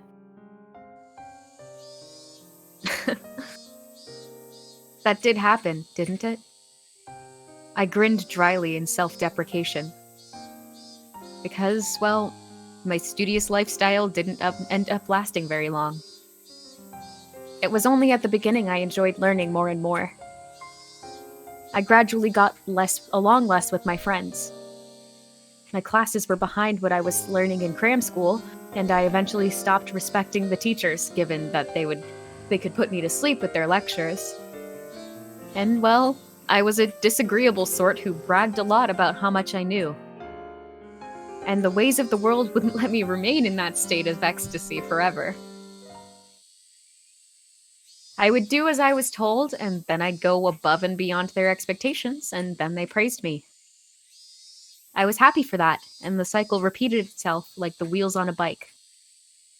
I thought moving forward like that was how life worked, like a bicycle. When I moved to Hinamizawa, oh, my cat's here. Uh-oh. I don't know if you heard her go brrr. A little bit. A little bit. She's very chatty. Aww. When I moved to Hinamizawa, I realized just how inadequate it was. Yeah. Gotta go for the night. Have fun, Penguin, Plum, and friends. Good night, Synthetic. Thanks for stopping by, buddy. Have sweet dreams, man. Ooh. Penguin, I'm sorry for doing this to you. Ah. Oh, what have you done?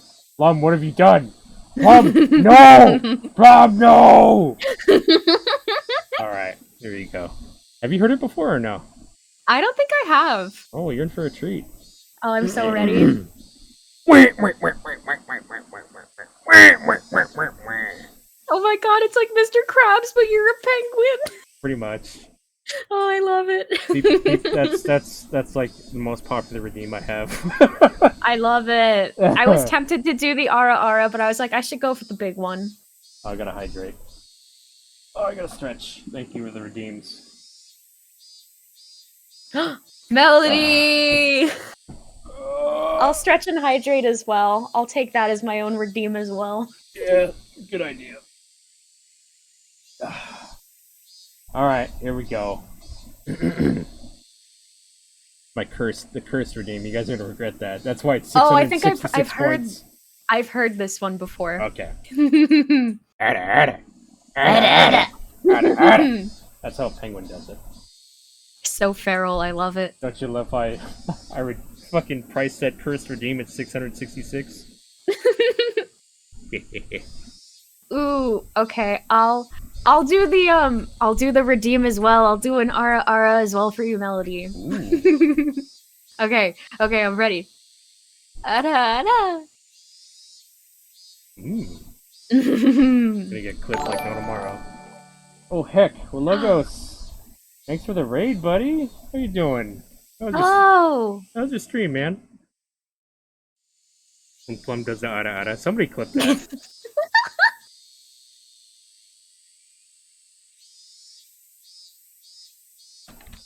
Let me give you a shout out there, bud.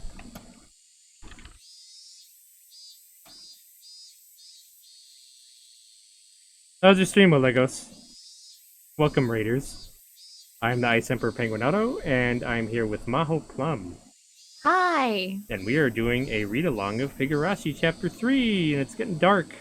We getting into some murder shit. Yeah, we're planning a murder. How was your stream, buddy? But yeah, see here. Alright. Some things happened, and we started saying how moving and getting a change in atmosphere would be nice. And then my father, he had a place that he liked, that he'd gone a few times to draw the nature. He started saying that he wanted to bring his atelier there. I don't know how to say that word, oops. With me in blank amazement, they decided to move to Hinamizawa. And after that, I met them, didn't I? Ash, 1985, thank you for the follow. Welcome. Figured I'd try rating for once. Oh, thank you, Legos. I'm not your first raid, am I? Sorry I'm late. Higurashi read along noise. Yep.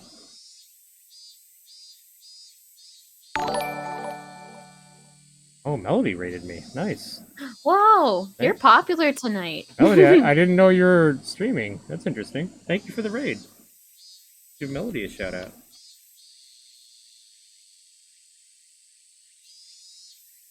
You can raid without streaming? That's so funny. What? You can just go to your chat and do that? I did not know that. That's so funny. That's hilarious. That is hilarious. Yep, your first raid. Oh, thank you, Legos. I'm honored. Aww. Welcome. Thanks for coming by, man. How was your stream? You made this already, I think? I think you read this already? Yes, I did. Okay. The first day after transferring here, I went to the classroom with the teacher. I thought it would seem pitiful for her to bring me in there, so I placed my hand on the door before she could, slammed it open, and set foot into the room. Damn, what an entrance. Oof. Clatter. The thrilling, powerful way I opened that door was none other than my own determination to try doing my life over again. And then, within seconds, that determination took a hard counter to the face. A blackboard eraser fell on me. Plus, there was a huge rock inside. It was a supremely painful trap someone had set up. Ow. Owie. Oh, come on. Satoko was already beating me right from the first day I transferred? That frightened me. I was bewildered. The class was surprised too. I wasn't just surprised that the students in the class were all in different grades and were different genders. It was because the room felt completely different from the schools I knew. Stream was good. I played some more Binding of Isaac Rebirth. Oh man, good. I need to play that again. It's been a while. And as I spent more time with them, my surprise continued to grow. This fresh sense of surprise had never left my life, even to this day. Every day was a fresh new surprise. I've never had a single boring day since coming here. The days were lively, spent with the other club members. We played Old Maid with cards with scratches on the back to cheat. We let all our passions go wild during our games. We went out all out as regular participants in tournaments at the toy store in town, and many, many more things. Recently, during those times, there was the bento competition. It was then. That's when I saw an unexpected side to Satoko. Thinking back on it, I only ate dinner with her 2 nights. It was such a sweet, gentle time spent, and it warmed my heart remembering it even now. I realized that Satoko was pretending to be stubborn and firm, and how brave she was. Part of her heart always waiting for her to come home. And I vowed to become her Nini. Satoko may have been nagging and overly critical, but she knew how to take care of someone. But though it might have seemed like she was taking the lead, it was actually her way of depending upon another person. Even if Satoshi and Satoko's lives as siblings were confined by their uncle and his wife, there were still warm, sunny days. When did those sunny days all go wrong? What mistake was made? I'll take over for a little bit. Sure. Lamenting tragedies of the past would do no good, and I told myself that so many times, but I did anyway. Keiichi, isn't that why you chose your own path, to take back that life? Nobody ordered you to do this. You decided it on your own. You don't desire anyone's praise for this. You thought it all through yourself. You'll carve it out yourself. And you'll do it now. This wasn't a path I could see very far down, not like the road parents or society could offer. It was a narrow path, dark and utterly distressing, one for which next step would always be shrouded in darkness. But that disheartening path would keep on going forever. It was an unlimited path, and there was nowhere I couldn't travel. That kind of path, only available to those able to imagine where they wanted to go. Don't be ashamed at breaking from the brightly lit paved road. In fact, feel proud that you found your very own path to walk. And I hadn't discarded the paved road either. Once I achieved my goal, I would go back to that bright road, and then I'd spend those average sunny days at my leisure. Fresh. When I next realized it, the hole had grown so deep I couldn't believe it. Did I dig all this myself? I think digging this much is enough, right? I put my shovel into the bottom of the hole. Quick chat. I'm gonna try raiding more often? Yeah, for sure, dude. Yeah, it's always good to do that to make connections with other streamers, make more friends. I would drag the body here, throw it into that hole, and cover it up with dirt. Even if it took me time to camouflage it by putting plants on top, it would all go much more easily than digging this hole had. I glanced at my watch. It was almost evening and I hadn't realized it. I may not have felt the time passing, but digging a hole this deep must have taken quite a lot of time. I took a seat at the slanted rock nearby and wiped the sweat from my brow. Now, once I got a little darker, I'd go get the metal bat I hid in the schoolyard. Then I'd make the call to lure him out. And then, I'd do it. The number of things I needed to do to reach that moment were dwindling. I felt that moment closing in on me much more keenly than I did the passage of time. I didn't have any hesitation, but I still felt that a contradiction. At every step in this process, I had a few chances to hesitate, to turn back, to let myself lose my nerve. Having to endure those million temptations and wait for when the time was right was an indescribably slow and painful torture. I had thought myself acting all week because of that, but I stopped midway through. This was okay. It was fine. I could detest the normal act of homicide as much as I wanted to, and it didn't matter. I wasn't going to be a cutthroat killer after today. I would pass through this strange day and go back to the world I was in before. If I fell to the level of psychopath who thought nothing of killing, I wouldn't be able to go back to my old life. So this was fine with me. I didn't have to feel ashamed at hesitating to kill, because I was human. It was so funny to me that I'd be the bearer of Oyashido-sama's curse at the same time I was aware I was human. I exhaled lightly and stood. I concealed my presence and sharpened my senses in all directions, to search for anyone around but me. Okay, let's go. One step at a time. I would walk my own path. A path no one had forced me to walk. Let's do this, Keiichi Marbara. The cicadas made an annoying fuss. Their chorus covered up the suspicious noise of me breaking twigs underfoot. And their chorus filled the path far ahead of me, letting me know I would be alone for some time. The cicadas blessed the path I walked, encouraging me with every last ounce of strength they had. The sky was far above. In not even an hour, the veil of night would draw near and the sky would be tinted with dusk. By that time, the Higurashi would let me hear their chorus in place of the cicadas. When that happened, would everything be over with? Would everything have been ended? I said something along those lines when I left Satoko's fate up to a public agency. But this time was different. I would do it. I would do it. I would carry it out. I would end it. I'm Batman. Higurashi, but Keiichi's just Batman. Yes, even when the Higurashi cried.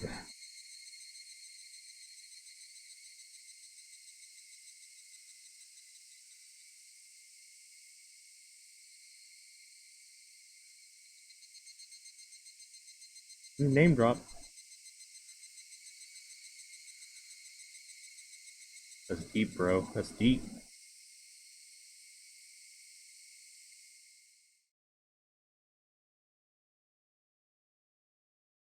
Want to take over a little bit, Mahou Plum? Sure. Please. There was nobody at school. I couldn't hear the playful voices of children. This was the first time I'd seen the school with such a lack of human presence. Still, I quieted my breath and looked around, not wanting to be unprepared. It had gotten darker outside, but it was almost like my eyes could see more clearly now. I made absolutely sure of my safety, then walked to the heavy construction machine I'd hidden the metal bat behind. I had a tinge of worry, a premonition, that someone had found the bat and hidden it somewhere else as a prank.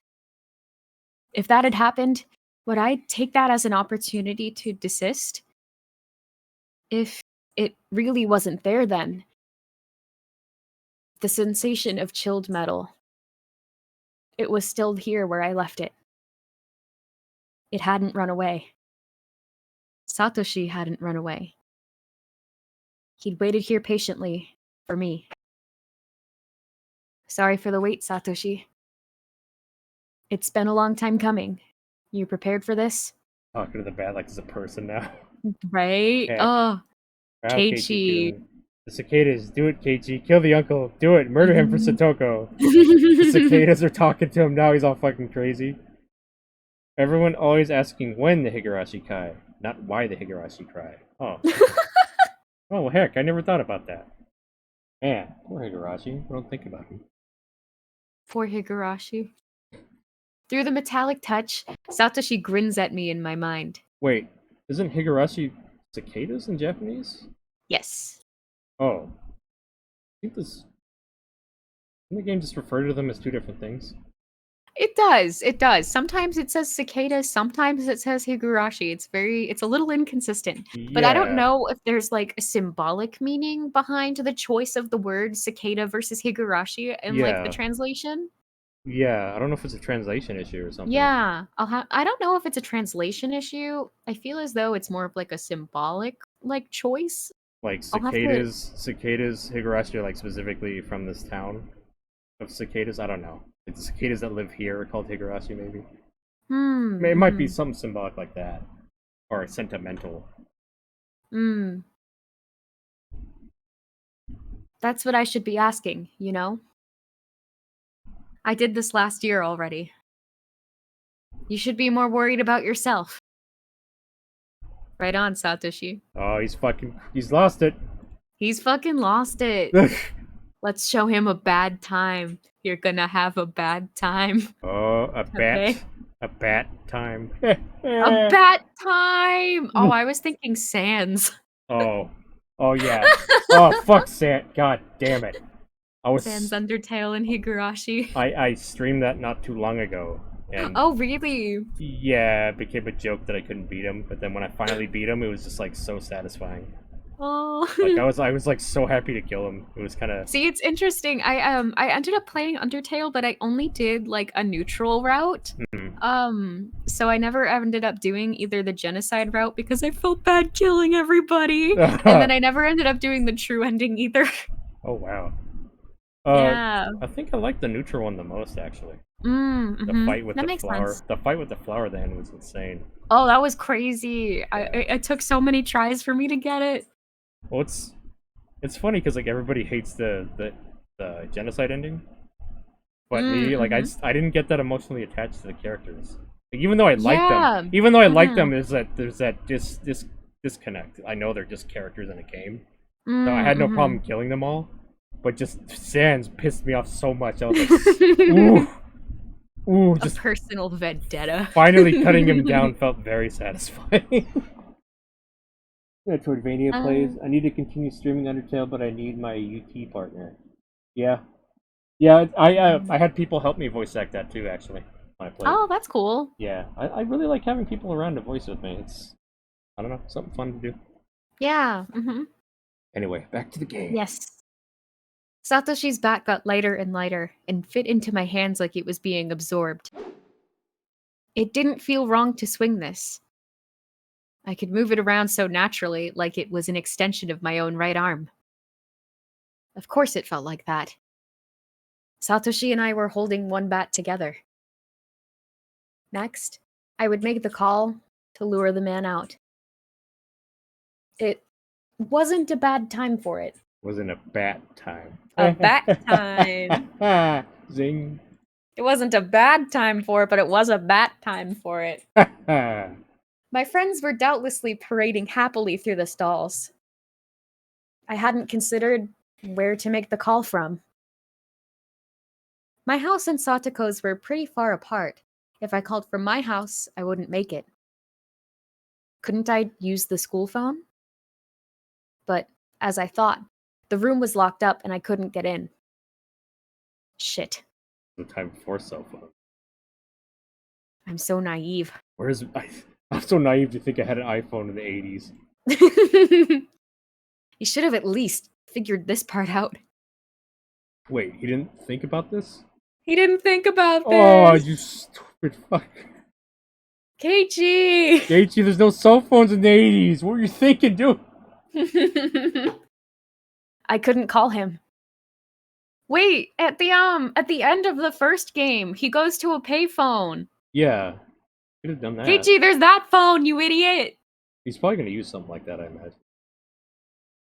And just for that, what's today all over? Oh, dang, I can't go murder him. Oh, can't go murder him now. I can't make a phone call. I'm so upset. I'm sorry, Satoshi. And just as I cursed my own naivete, a miracle occurred. A bicycle came into the schoolyard. It was a familiar middle-aged man. The one from the Forest Service field office. Why? Wasn't today Sunday? Was he here to pick up something he forgot? Uh-oh. Kinda sus. Anyway, it's gotta wait. I'm still buffering on my end. It's okay, it happens. Anyway, the forest officer went around back and felt around in his pocket, then unlocked the door and entered. ... The best possible coincidence, and it had to be Satoshi who saved me. The metal bat, through just my contact with it, told me this was a chance I couldn't just allow to slip by. It was fate. The sections for the forest office and the school were neatly separated. I felt the man head into the forest office's storehouse, which was so far in the back students weren't allowed into it. The door didn't match its fittings well, so it didn't close all the way, and the gap in the door opened slowly as if to lure me in. Oh my god, is he gonna kill this guy too? Double murder! I took a deep breath and went in. Oh my god, double murder all the way across the sky. My god. I tiptoe. God, that's truly a YouTube throwback. Yes, it's stuck in my head ever since then. It's funny, chat. Me and Penguinato were talking over Twitter about like being an anime fan, but like boomers. Oh. And so I was telling him about how I watched Higurashi like back when anime was uploaded into 3 parts on YouTube, and like with fan subs and shit. Yep. We're just old, and you know what? That's fine. Very nostalgic feeling, honestly, seeing it. It is a nostalgic feeling. I kind of miss it. You kids have it easy these days. You damn kids and your crunchy. You damn kids. Your 1080p streams with your crunchy rolls. And episodes updated like the same day, I think. I know, right? Literally like an hour after it airs in Japan, you get some subs. Yeah. It's so fun seeing clips of like I've seen clips of old fan subs on YouTube still. And it was like, oh, like I get hit with nostalgia. I'm like, oh god, I feel the age. Oh, damn kids in their Crunchyroll subscriptions, yeah. I tiptoed. Oh, sorry. Oh, sorry, I was reading chat. Oh no, you're fine. It was Gravity. Only JoJo will understand. Oh, okay. Pokemon Journey hasn't uploaded in like a year. Wait, what's Pokemon Journey? Is that an anime series that they were doing? I think it was like animated shorts. Anyway, sorry, continue. No, you're fine. I tiptoed along, silently and stealthily, and made it into the teacher's lounge. That was the only place with a phone. As I held my breath in the teacher's lounge, I heard the Forest Service officer walking back over. Uh-oh. Then the back door clattered shut and was locked. Okay, so he didn't have to kill the guy. Nope. Why is there a magic lamp on that lamp? Like think it's a pun like joke?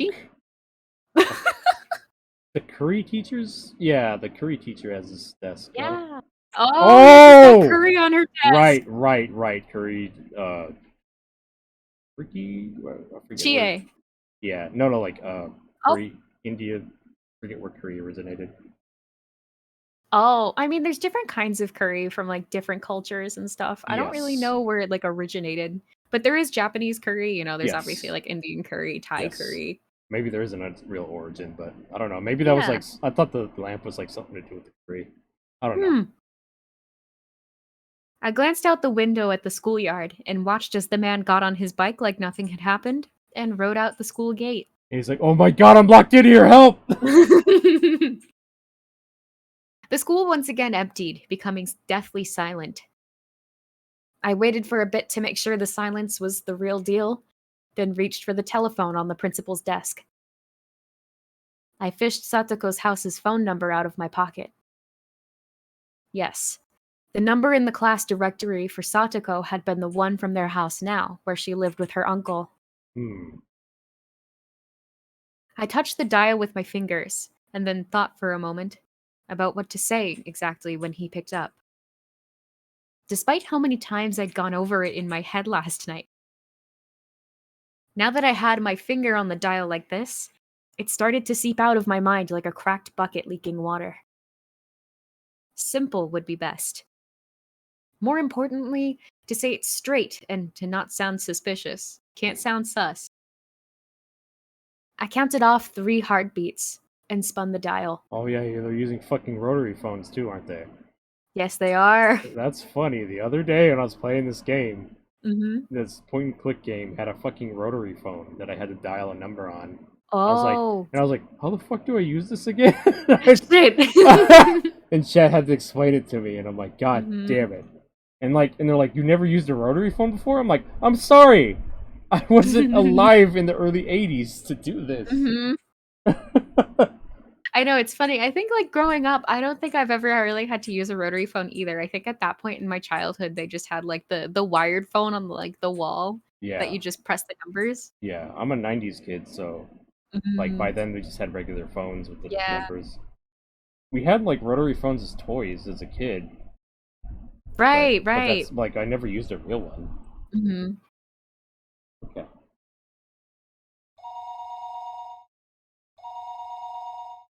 The call sound. Would Satoko's uncle pick up? Now of all times, the hope that he wouldn't pick up, and the feeling of doom in the knowledge that I couldn't save Satoko if he didn't, whirled around in a vortex. I'll do it, Hepe. Hello? Giving him a grumpy old man voice. Yeah, like a piece of shit. Because he's a piece of shit. It was the voice of a grumpy man, like he had just woken up. He picked up. Hello? Say your name so I know you're Hojo, you asshole. It would be terrible if I got it wrong.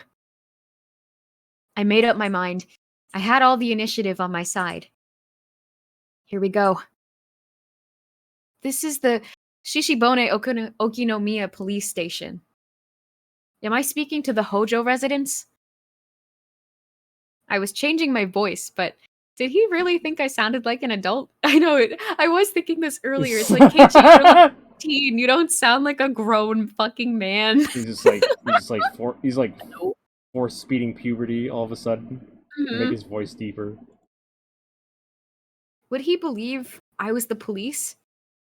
Oh, yeah. This is Hojo. We currently have your daughter, Satoko Hojo, here with us. What? Satoko? What did that brat do this time? He fell for it. What a fucking dumbass. I could tell by how tense he was that he didn't doubt my words. I can explain the particulars once you have arrived here. Would you mind coming to the station right away? Right now? I already took a bath myself, so I don't really want to go out like this, though. What? Nani the fuck? You don't want to come just because you already took a bath? Yes, right away. Right away? Jeez, man, what the heck did Satoko do? I'll explain once you're here. I will be waiting. Thank you for your assistance. Ah! 1 second. I don't know where the police station is. Where am I going? Oh shit! Oh, oh no! Oh no! Oh god, he doesn't know directions? You moron, what the hell? The Okinomiya police station? I don't know where it is either! Oh god! How are you gonna get him in the forest then? Jesus! God damn it, Keiichi! Aren't you from around here? Why don't you know that? A greasy sweat came over my body. Ew. Eventually, just as I was about to choke, he spoke. Oh, next to the fire station, right? That's pretty far. Thank goodness he remembered on his own for me. I didn't care where the police station was, so long as he left his house to get there. Then we will be waiting here. Oh, wait. Who am I asking for once I get there? What is your name? On top of that, he wanted to know my name? Just leave your goddamn house already! My bashi. Excuse me. That was close. Seems legit. God damn. I like how we went through that entire narration of like, oh yeah, Keiichi's like a secret fucking genius. And it's like, you don't know where the police station is! Nope. Game over. I almost thoughtlessly told him my real name. I managed to change the last syllable of it, but I put the receiver down like I was running away. Like, gotta go by. My fingers were trembling, and I was soaked with a tepid sweat. Ew. Ew. So sweaty. Yeah. I wasn't just nervous about the phone call. With that call, everything had finally been put into motion. I left the school. It was locked before, but it was easy enough to open from the inside. But I couldn't lock it again after I left. In terms of being thorough, I wanted to lock it, but I couldn't waste time going back to the teacher's lounge and looking for a key. I needed to rush back fast as I could to ambush him. I zoomed back to the scene on my bike. If Satoko's uncle got out of town before I got there, everything would be over. He'd learned there was no one at the station named Maebashi, and things would get pretty messed up. As I returned at full speed, I passed a family wearing yukatas. They must have been on their way to the festival. Many people in Hinamizawa knew my face, though I didn't know theirs. Yeah, he should have been wearing a mask. Even just passing by them like this made me uneasy. But I didn't generally come around here, so those living in the area might not have known much about me. That didn't matter right now. I needed to get back as fast as possible to control my breathing and to ambush the man. I hid my bike in a thicket and picked up Satoshi's bat, which I'd just left hidden in the shade. And then I held my breath, waiting to see someone. I wondered if he still hadn't gotten here. Or maybe he went right out after the phone call and passed by here already? I couldn't figure out which it was, and was set upon by an indescribable impatience. Calm down, Keiichi Maebara. He always goes Keiichi Maebara.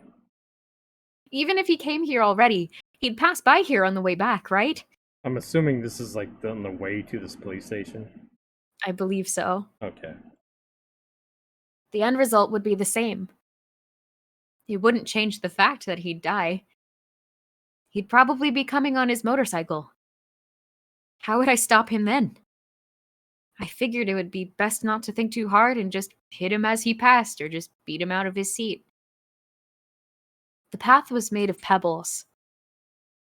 Hey, do you know how to use this phone, Pengu? You will never escape this, Pengu. I'm younger than you. I know how to use your rotary phone. Oh, fuck. God damn it, Melody.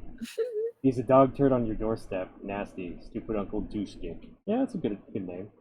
Voice acting quality is improving, Pengu. Keep up the good work. Oh, thank you, dummy. Thank you. Take a shower when you get home, Keiichi. Phantom Thief style. Yeah, he's gonna need it. He's definitely gonna need it. Oh, yeah. The path was made of pebbles. If I hit him as hard as I could and made him lose his balance, he wouldn't be able to help falling. And then, the chorus of the Higurashi stopped. The sound of a bike approached from far away. I couldn't tell what sort of motorcycle it was from its sound, but I'd seen it parked before, so I'd know. It was getting rapidly closer. It was almost here. What if he just like ambushes this person? It's not him. It's just a rando. Random fucking guy's like, whoops. Oopsie. You're Satoko's uncle now, and he just buries him. If he just went a little farther, he'd cross into that thicket and appear in front of me. I'd take a moment to make sure it was him. Then when I had, I'd put my plan into action. The motorcycle appeared. A few easily identifiable characteristics told me it was Satoko's uncle's bike, without a doubt. Was it really him? Was it really Satoko's uncle? I wasn't making a mistake, was I? I looked at its characteristics again. Its color, shape, and most of all, the man's clothes and face. Can't, he's got that Hawaiian shirt, it's very distinguishable. Those last feelings of hesitation, I did away with them. Wait, you see him in the anime, right? Yes. He probably looks really scummy, doesn't he? Yes, he does. Oh, good. Wait, have you not seen him yet? I never watched the full anime. I only watched like the first 10 episodes, maybe. Right. Oh, have you not seen him in the visual novel yet? Well, he hasn't shown up. I don't think he has art. I don't think there's any art of him. He's just. Oh, he's got art. He's got art. You just haven't seen him yet. Well, in the show, right? Wait, what? I haven't. He hasn't showed up in the novel at all. Really? Yeah, there's no art of him so far. Oh. Well, I have a feeling you'll see him soon. Maybe. Satoko, now, Your Nini will end it, okay? Closer, closer. The bike came closer. Let's go. Satoshi. Yeah. Satoshi! Whoosh! I jumped out of the thicket. I used my shoulder to basically tackle the uncle on the bike with all my might. Flap.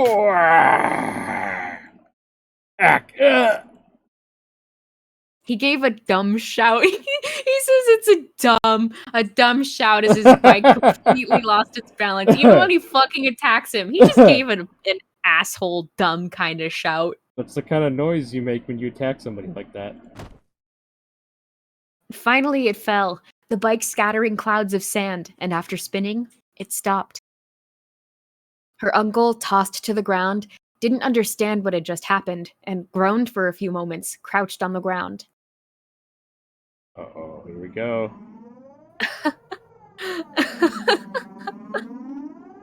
I don't know if that's a ha ha. Oh, it's like a okay, feral fucking breathing. Okay. My breathing started to become ragged. No, I couldn't have this emotion. Some weird secretion crossed through my brain and nearly made me hallucinate. Her uncle was groaning. Now was the once-in-a-lifetime opportunity. What was I doing? All the sounds in the world cut off. My mental chaos from a moment ago withdrew like a lie, and I could feel the temperature in my head rapidly cooling down. The tension in my muscles all went away like the strings they'd been attached to had been cut, and I let my hands dangle at my sides. It wasn't quite like exhaustion. Have you calmed down now? Keiichi Maibara, do you need to remember again why things got to this point today? Scrape. Scrape. I stepped over the pebbled path, taking one step, another step, and then another towards Satoko's uncle. The more I walked, the more my breathing calmed. The more I walked, the more I felt my body cooling, calming, chilling with frost. Yes. At this moment, this guy had lost permission to live.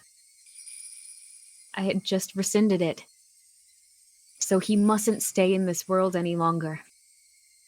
If he lived any longer, if Satoko's misfortune continued, it would be my responsibility for having allowed him to live. I could feel the cooling substance going through my whole body, even down to my capillaries. Her uncle was at my feet now, still on the ground like an idiot. I smiled coldly at how ridiculous he looked. That hurt. That's all it took, for it to hurt. Satoko's heart hurt much more, and now you're gonna feel that. And with your life, I'll make up for her pain. I erased all unnecessary information from my mind. I prioritized the murder of this man. Execute, execute, execute. Wham. Utterly calmly, I delivered my first strike to the back of his head. Oh, damn. Damn. I wanted to get at the most effective spot.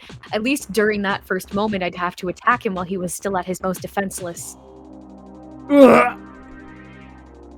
And if he was hit in the head, he'd cover his head. It was a defensive reaction all humans made, like machines. He used both hands to cover his head, so he couldn't pick himself up off the heap he was in on the ground. Like pounding a caterpillar into the dirt, I hit him over and over. If he covered his head, I'd hit him in the side. If he covered his body, I'd go for his head. If he rolled over, I'd strike his feet. His knees. His elbows. I didn't care where anymore. By just delivering one blow after another, I had panicked in him. I retained my overwhelming advantage, but I hadn't done nearly enough to deliver a fatal wound.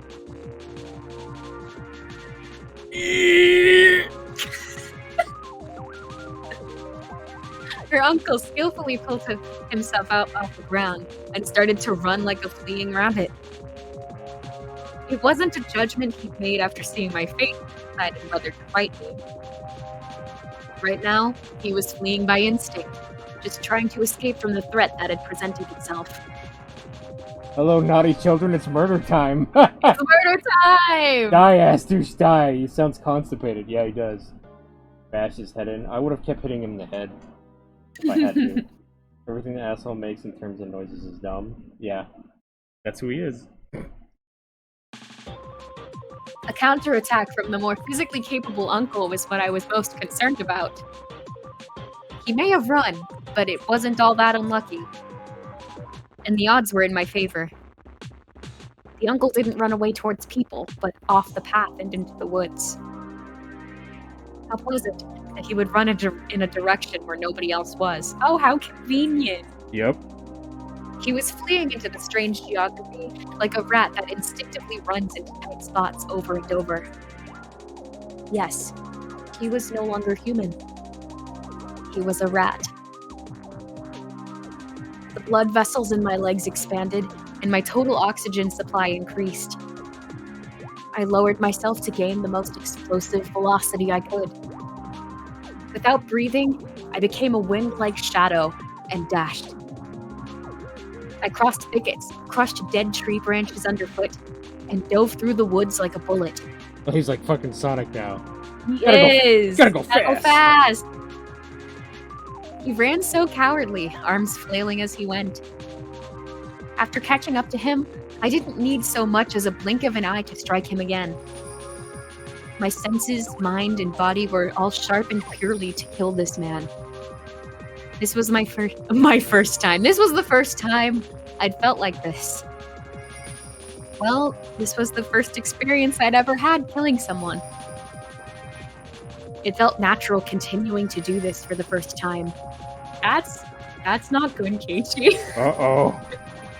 And that meant I had this much talent for killing. He's got addicted to a drug now. It's called killing people. Or perhaps the act of killing was so simple that anyone could do it. I didn't struggle or grow tired at all chasing the clumsily fleeing uncle. No matter how much he ran, it was like trying to get away from his own shadow. He couldn't get away from me.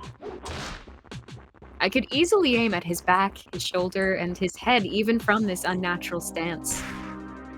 Each time I struck him, he wailed in pain and begged pitifully for forgiveness, but it didn't disturb my mind. I was neither excited nor plagued by hesitation like before. I felt sharp. I felt like a carnivore. He's gonna eat the body! He's gonna eat it! Of course, so did the uncle, who was trying to run away because he didn't want to die. He didn't want to be eaten like an herbivore, running with all its might, trying to get away. Despite all the attacks, despite all the hits, he kept on fleeing without even staggering. And despite the bad footing in the forest, he impressively never tripped over anything. But there was no need to admire that fact. It was simply proof that he was no more than an animal. If he was chased, he would run. If he was going to be killed, he would run. He bared his fangs at the weak, but he couldn't oppose the strong whatsoever. He was slowly, vulgar, a diminutive animal.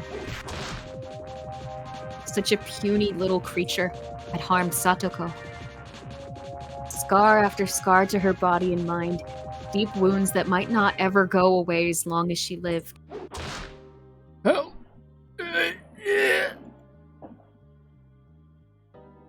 Oh. Oh. Ooh. Ooh. Ooh. He goes monkey. He goes. Going beast mode here. He's going beast mode. Whoa! My cold and calm emotions suddenly turned into bestial ones. He's going beast mode, you were right! Oh, Jesus. My personality changed into something specialized for murder, purely to devour the diminutive animal before me. It's when you let the fucking rage take over. Yeah. Like,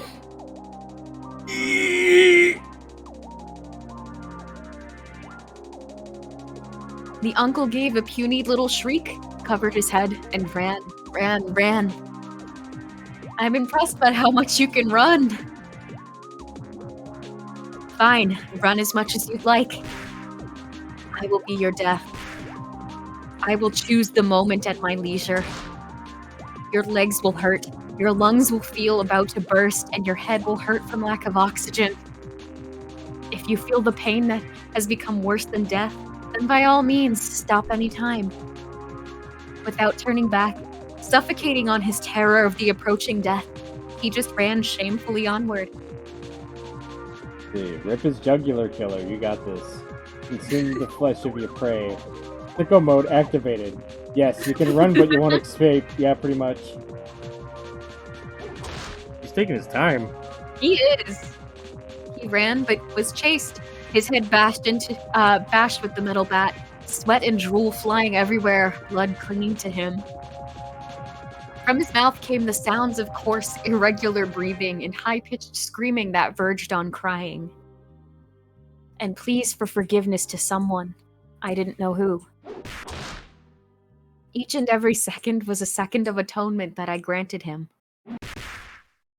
Now run, run, run.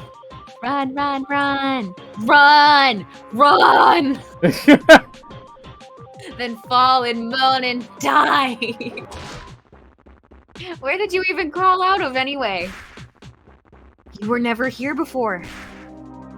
If you were never here, you should have never showed up. If you never showed up, our lives would still be fun and enjoyable.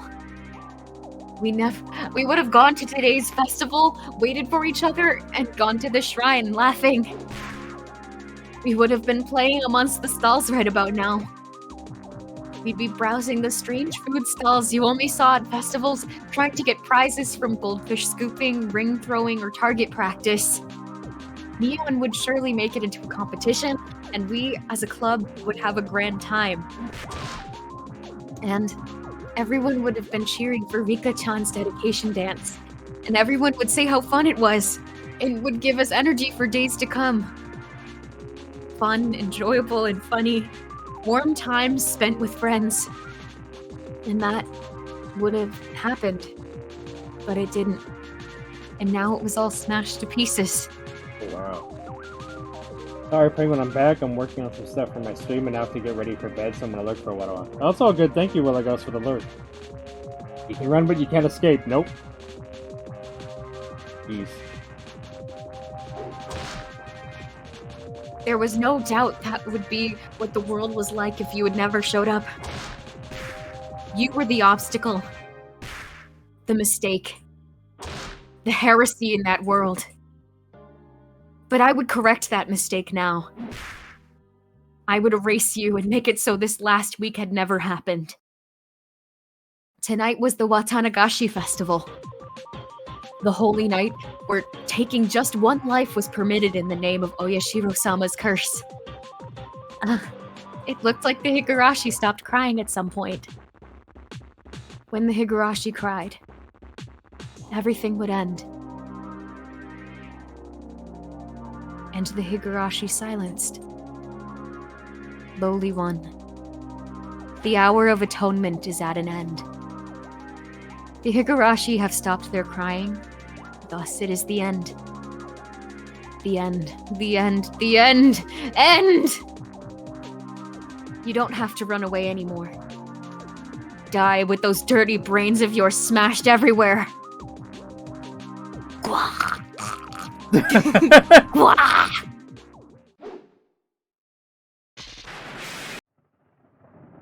Lightning and thunder struck like an explosion. It was so loud it shook the ground, and I smelled gunpowder. The response I got this time was clearly different than the one before. The metal bat crunched into the crown of its head, It was like the top of his head had caved in. The bat felt like it was biting him.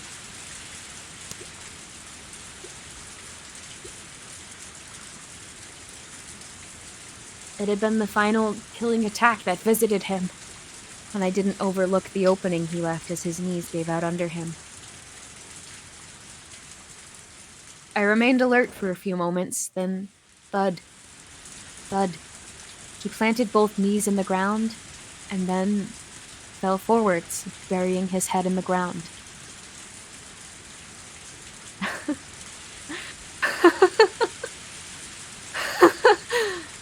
I'd been holding back my ragged breathing, but now it all came out of me like a dam bursting.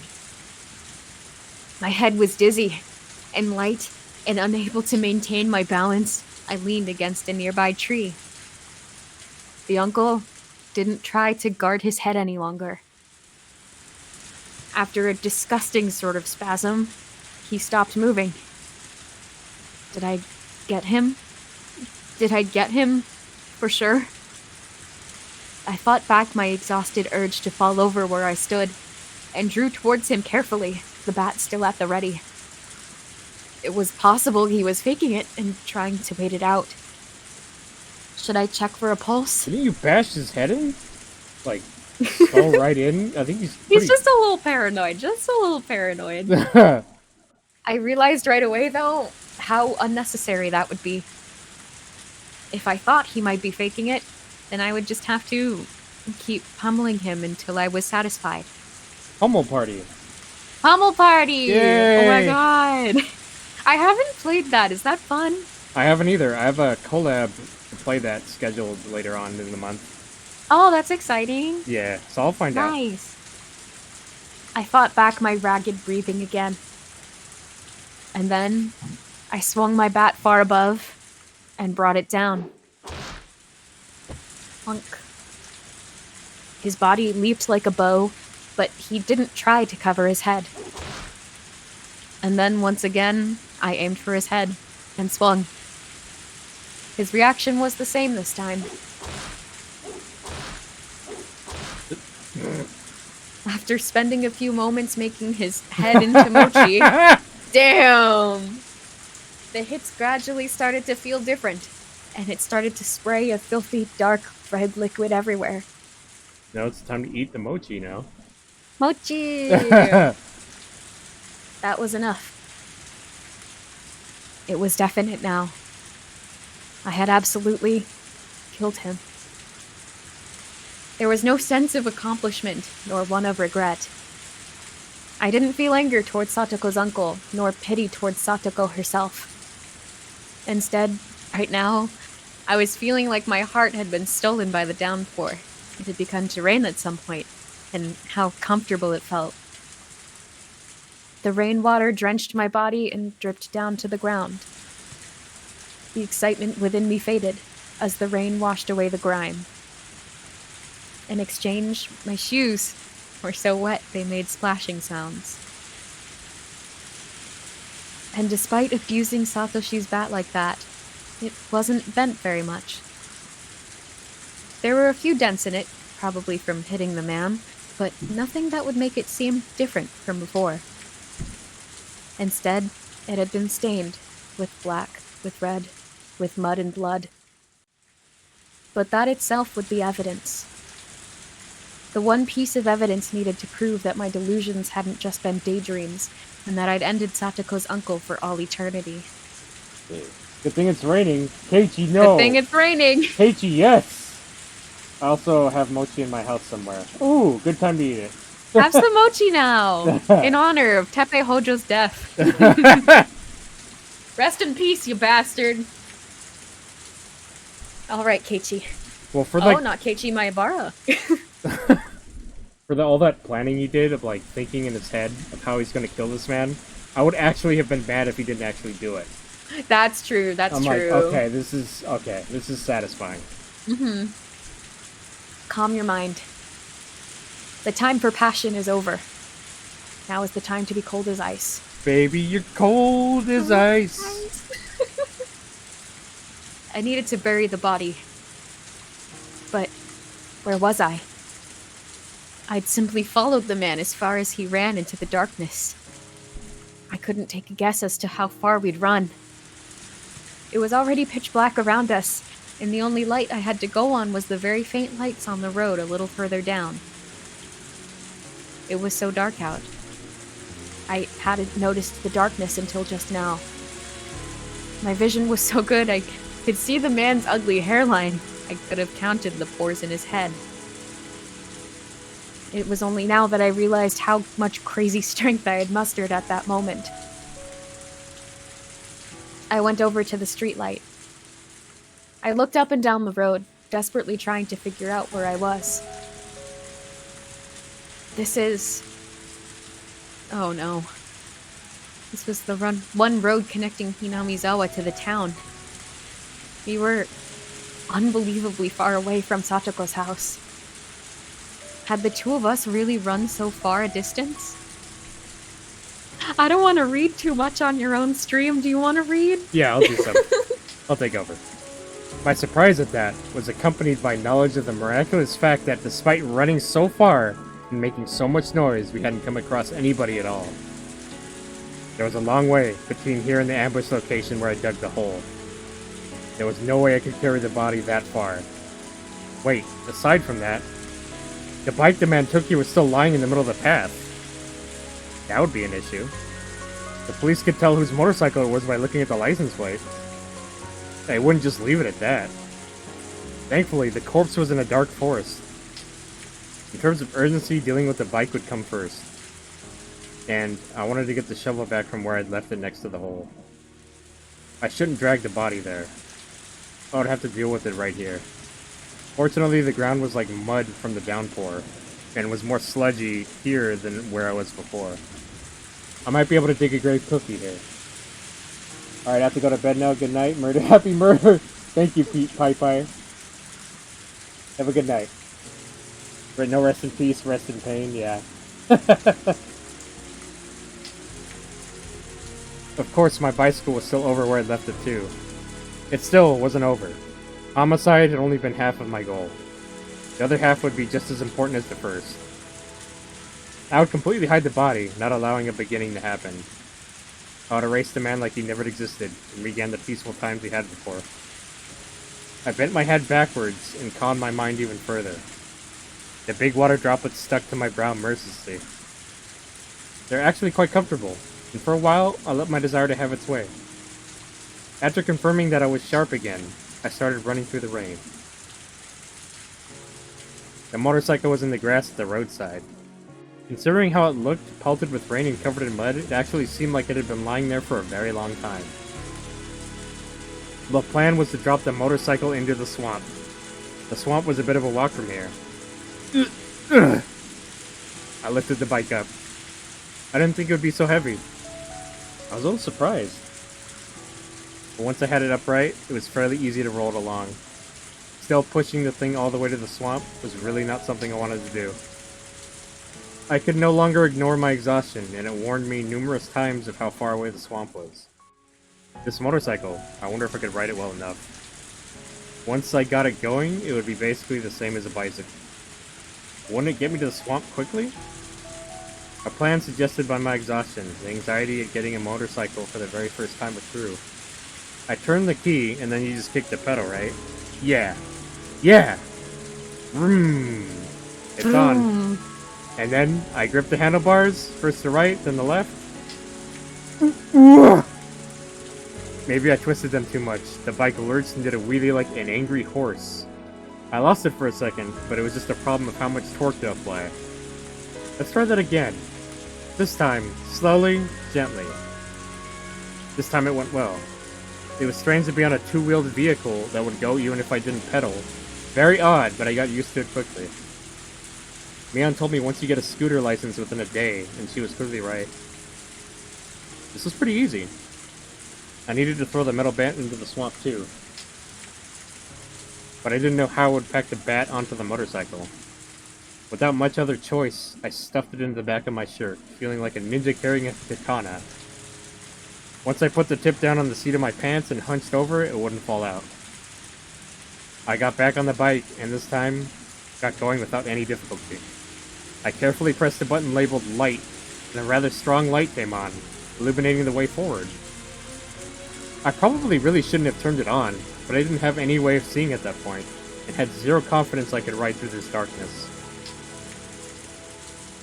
As the rain came down on me, I maintained a precarious balance and inched my way towards the swamp. Along the way, I ran across a few people who seemed to be returning from the festival. But none of them had any interest in me. They're either soaked through the rain and hurrying on their ways home, or had their umbrellas low and their heads down. Yesterday, I might have been wary of even these passing by, but right now, it didn't seem to be much of a cause for concern.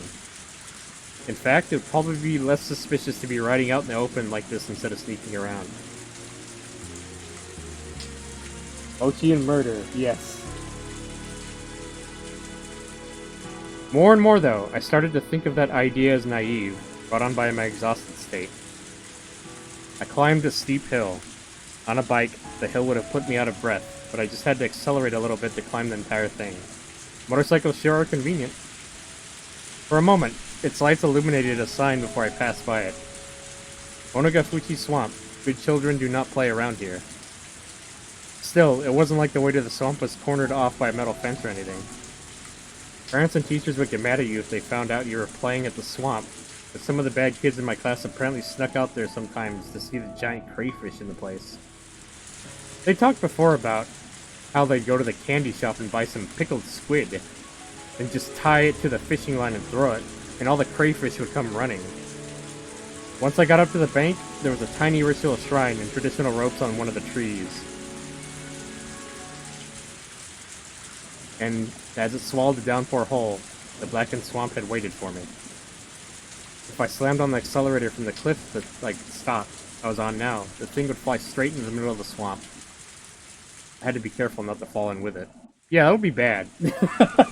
Whoops! If I drowned and disappeared... Just a little bit. Yeah, just a little bit. If I drowned and disappeared, man, what a stupid ghost story that would be. On the night of Watanagashi, Satoko's uncle's corpse was found in a thicket by the road leading to town, and Keiichi Maibara went missing. People would whisper that I'd be demoned away. The 5th year's curse would be a half-baked one.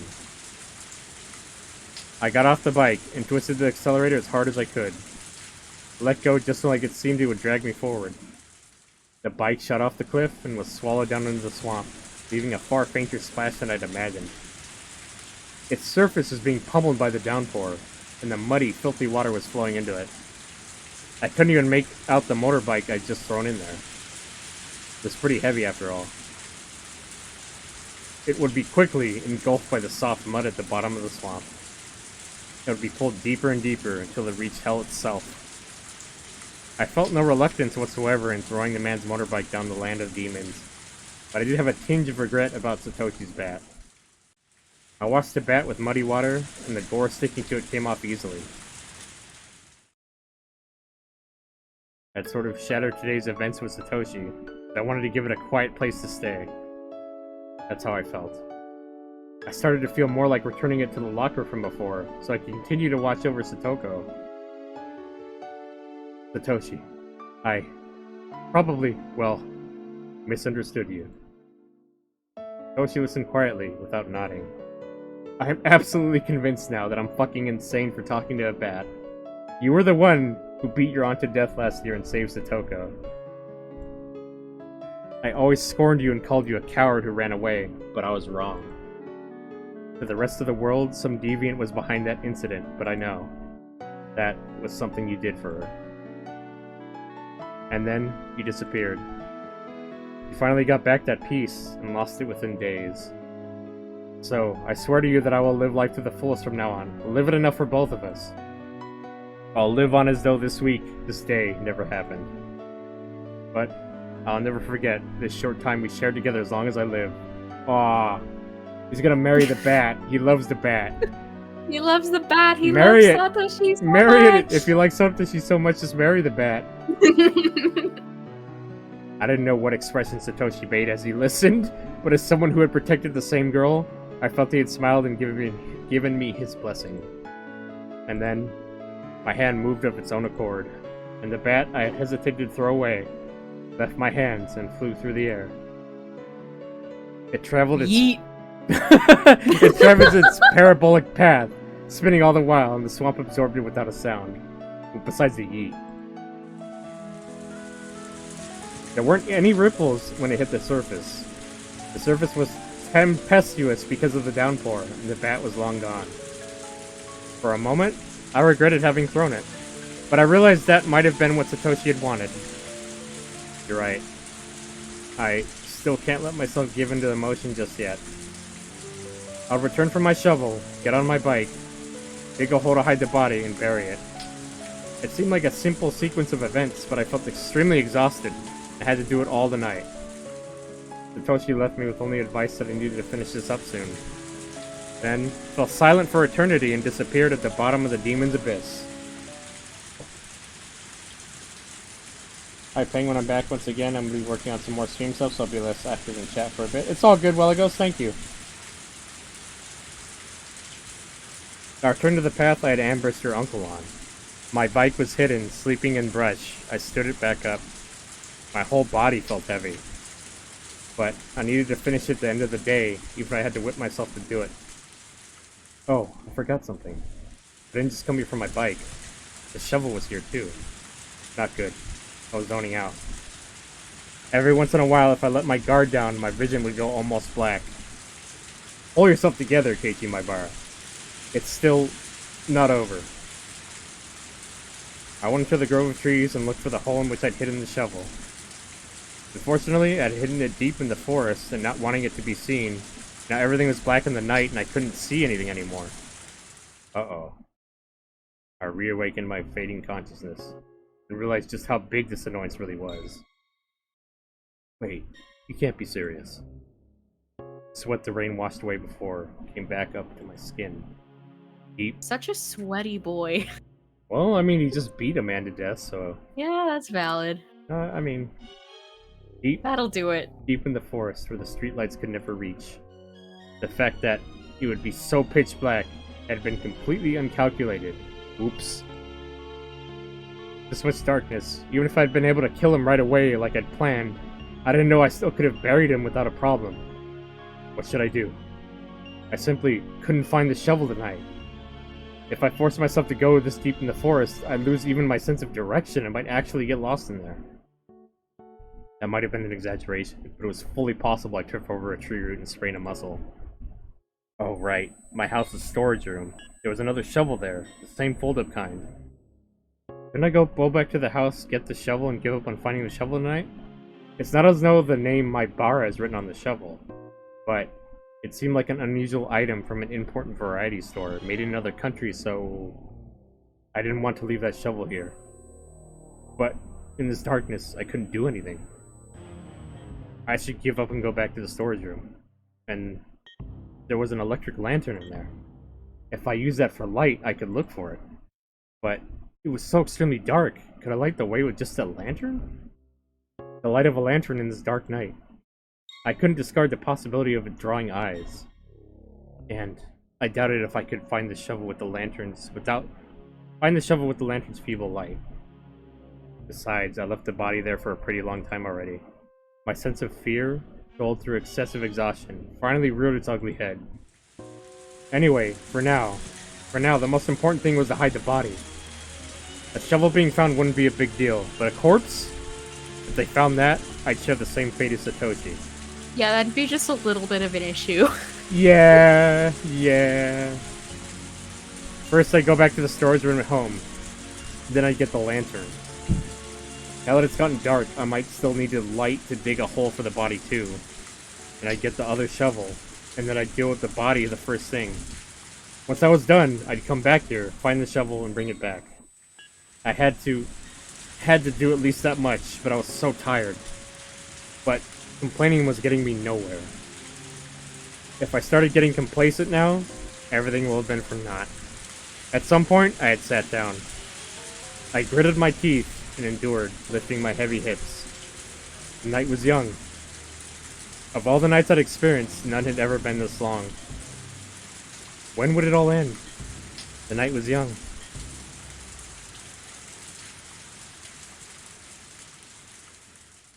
Jeez. That's a big wrench in your plan, buddy. You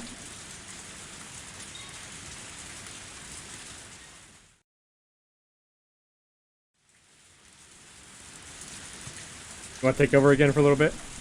Sure. All right. The lights at home were dazzlingly bright. Suddenly, they reminded me of how hungry I was. Oh, good. You know, eating a man to death will certainly build up an appetite. Good, good. Eat the body. So he didn't eat the body.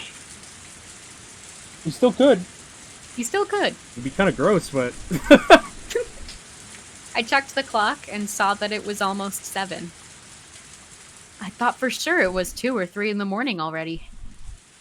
I was surprised at how messed up my biological clock had gotten just from this one night. Just from this one murder.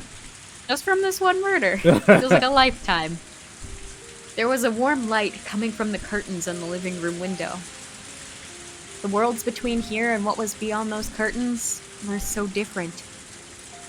If only that man hadn't shown up, I would have been in that light. I'd still be excited from the festival, and I'd be talking to my parents about how much fun I had with all my friends. And then, even though they made a hot meal for me, I would have eaten way too much at the stalls, barely eaten any of it, and gone back to my room. No doubt I'd crawl into my futon and easily let myself fall asleep. But right now, I was completely different. There wasn't a single ember of warmth from those weak streetlights. Right now, I was unconnected to any time spent with my family, and there was neither warm food, nor the time to allow myself to sleep. My body exposed to the cold rain, I knew that I simply had to spur myself on to accomplish what I must. I realized how timid, how cowardly I was becoming. For what purpose did I need to kill someone so badly that it was worth feeling this terrible? I'd lost sight of that purpose. I selected the fastest, most fundamental way of saving Satoko, and executed it without hesitation. That man was dead. He was gone. He would never, ever hurt Satoko again. We all thought frantically for days on end about Satoko's problem, and finally, with no options, we gave up, and I had solved it in one night. By myself, without anyone's help. Right about now, Satoko would be making dinner for her uncle, despite not knowing when he'd return, and she might be spending the night trembling in fear of whether he'd yell at her for how it tasted. But her uncle wouldn't come home. She wouldn't have to fear his wrath, nor let him make her feel sad. I see. I did it. I successfully saved Satoko. All I'd been thinking about for a long time was killing that man, and I'd forgotten the feeling that it was actually all to save her. I did.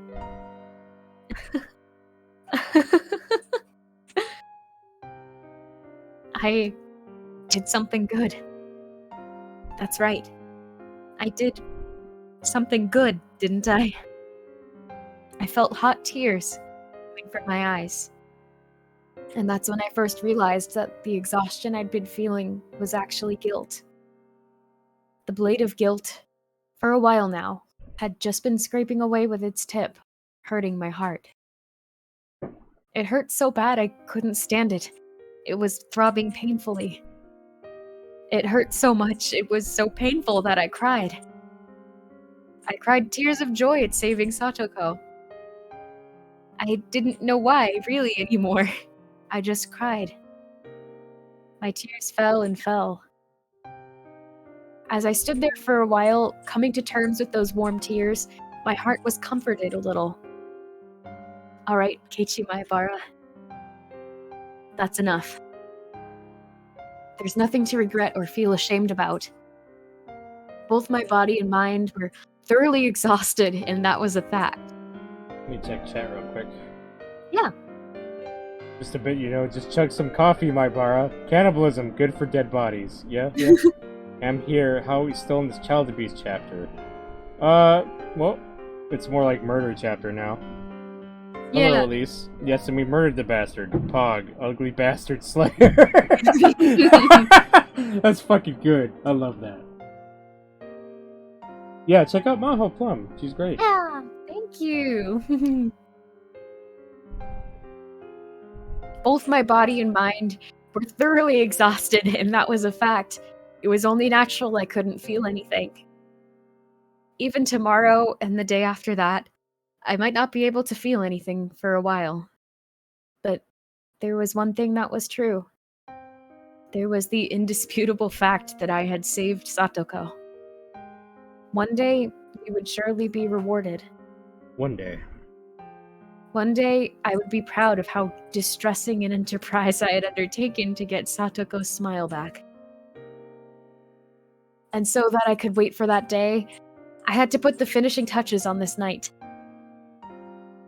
If I had left it undone, everything I'd accomplished today would be for naught.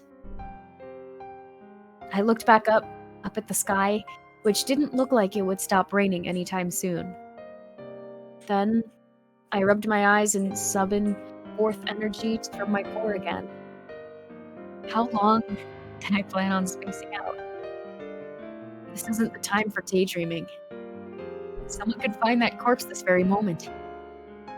That pessimistic thought was proof from the very natural emotion of fear that returned to me.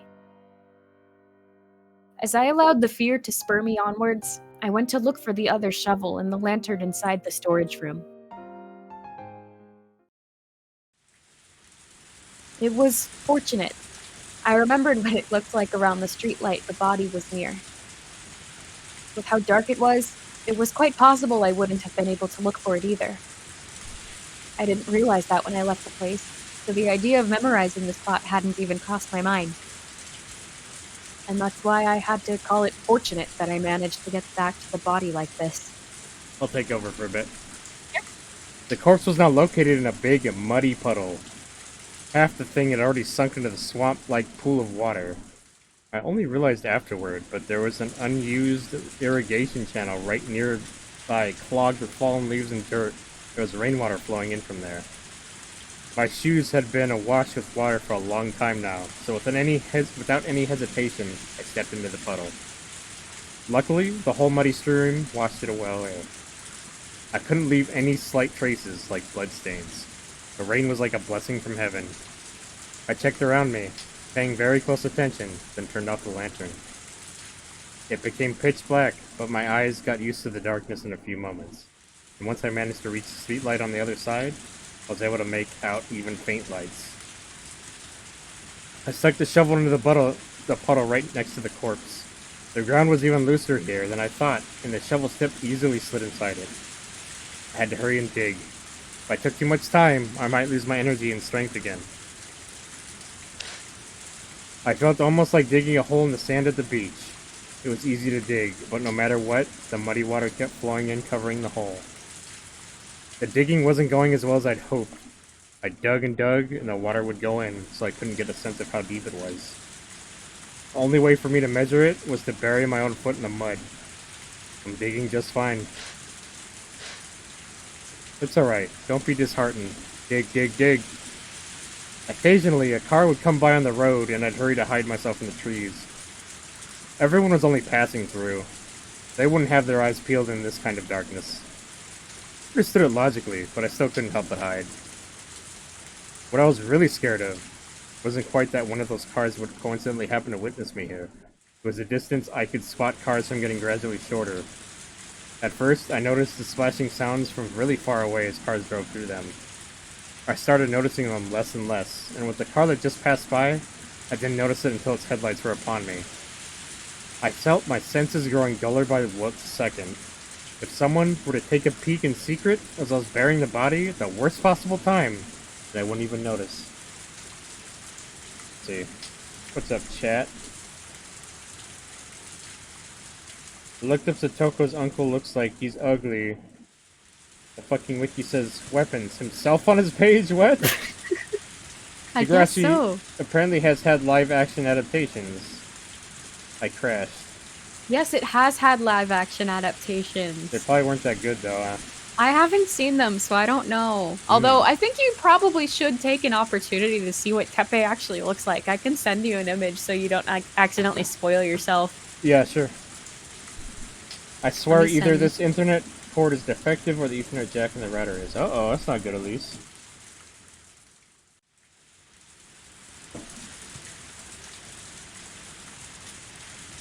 He's just a fucking bastard. Hold on. I'll send it. Let me Does he see. have, like, this typical ugly Collab bastard chat. look? Yes, he does. I'll send it in collab chat. Okay. Oh, God. He looks pretty scummy. He is. The artist is like, how scummy can we make this guy look? Mm-hmm. Very. Okay. The moment I thought that, I took a good look all around me. I roused all my half-asleep senses and searched for signs of presence nearby. What if I found out someone was spying on me from the trees? Fucking Oishi's up there? He's just hiding up there in the trees, like...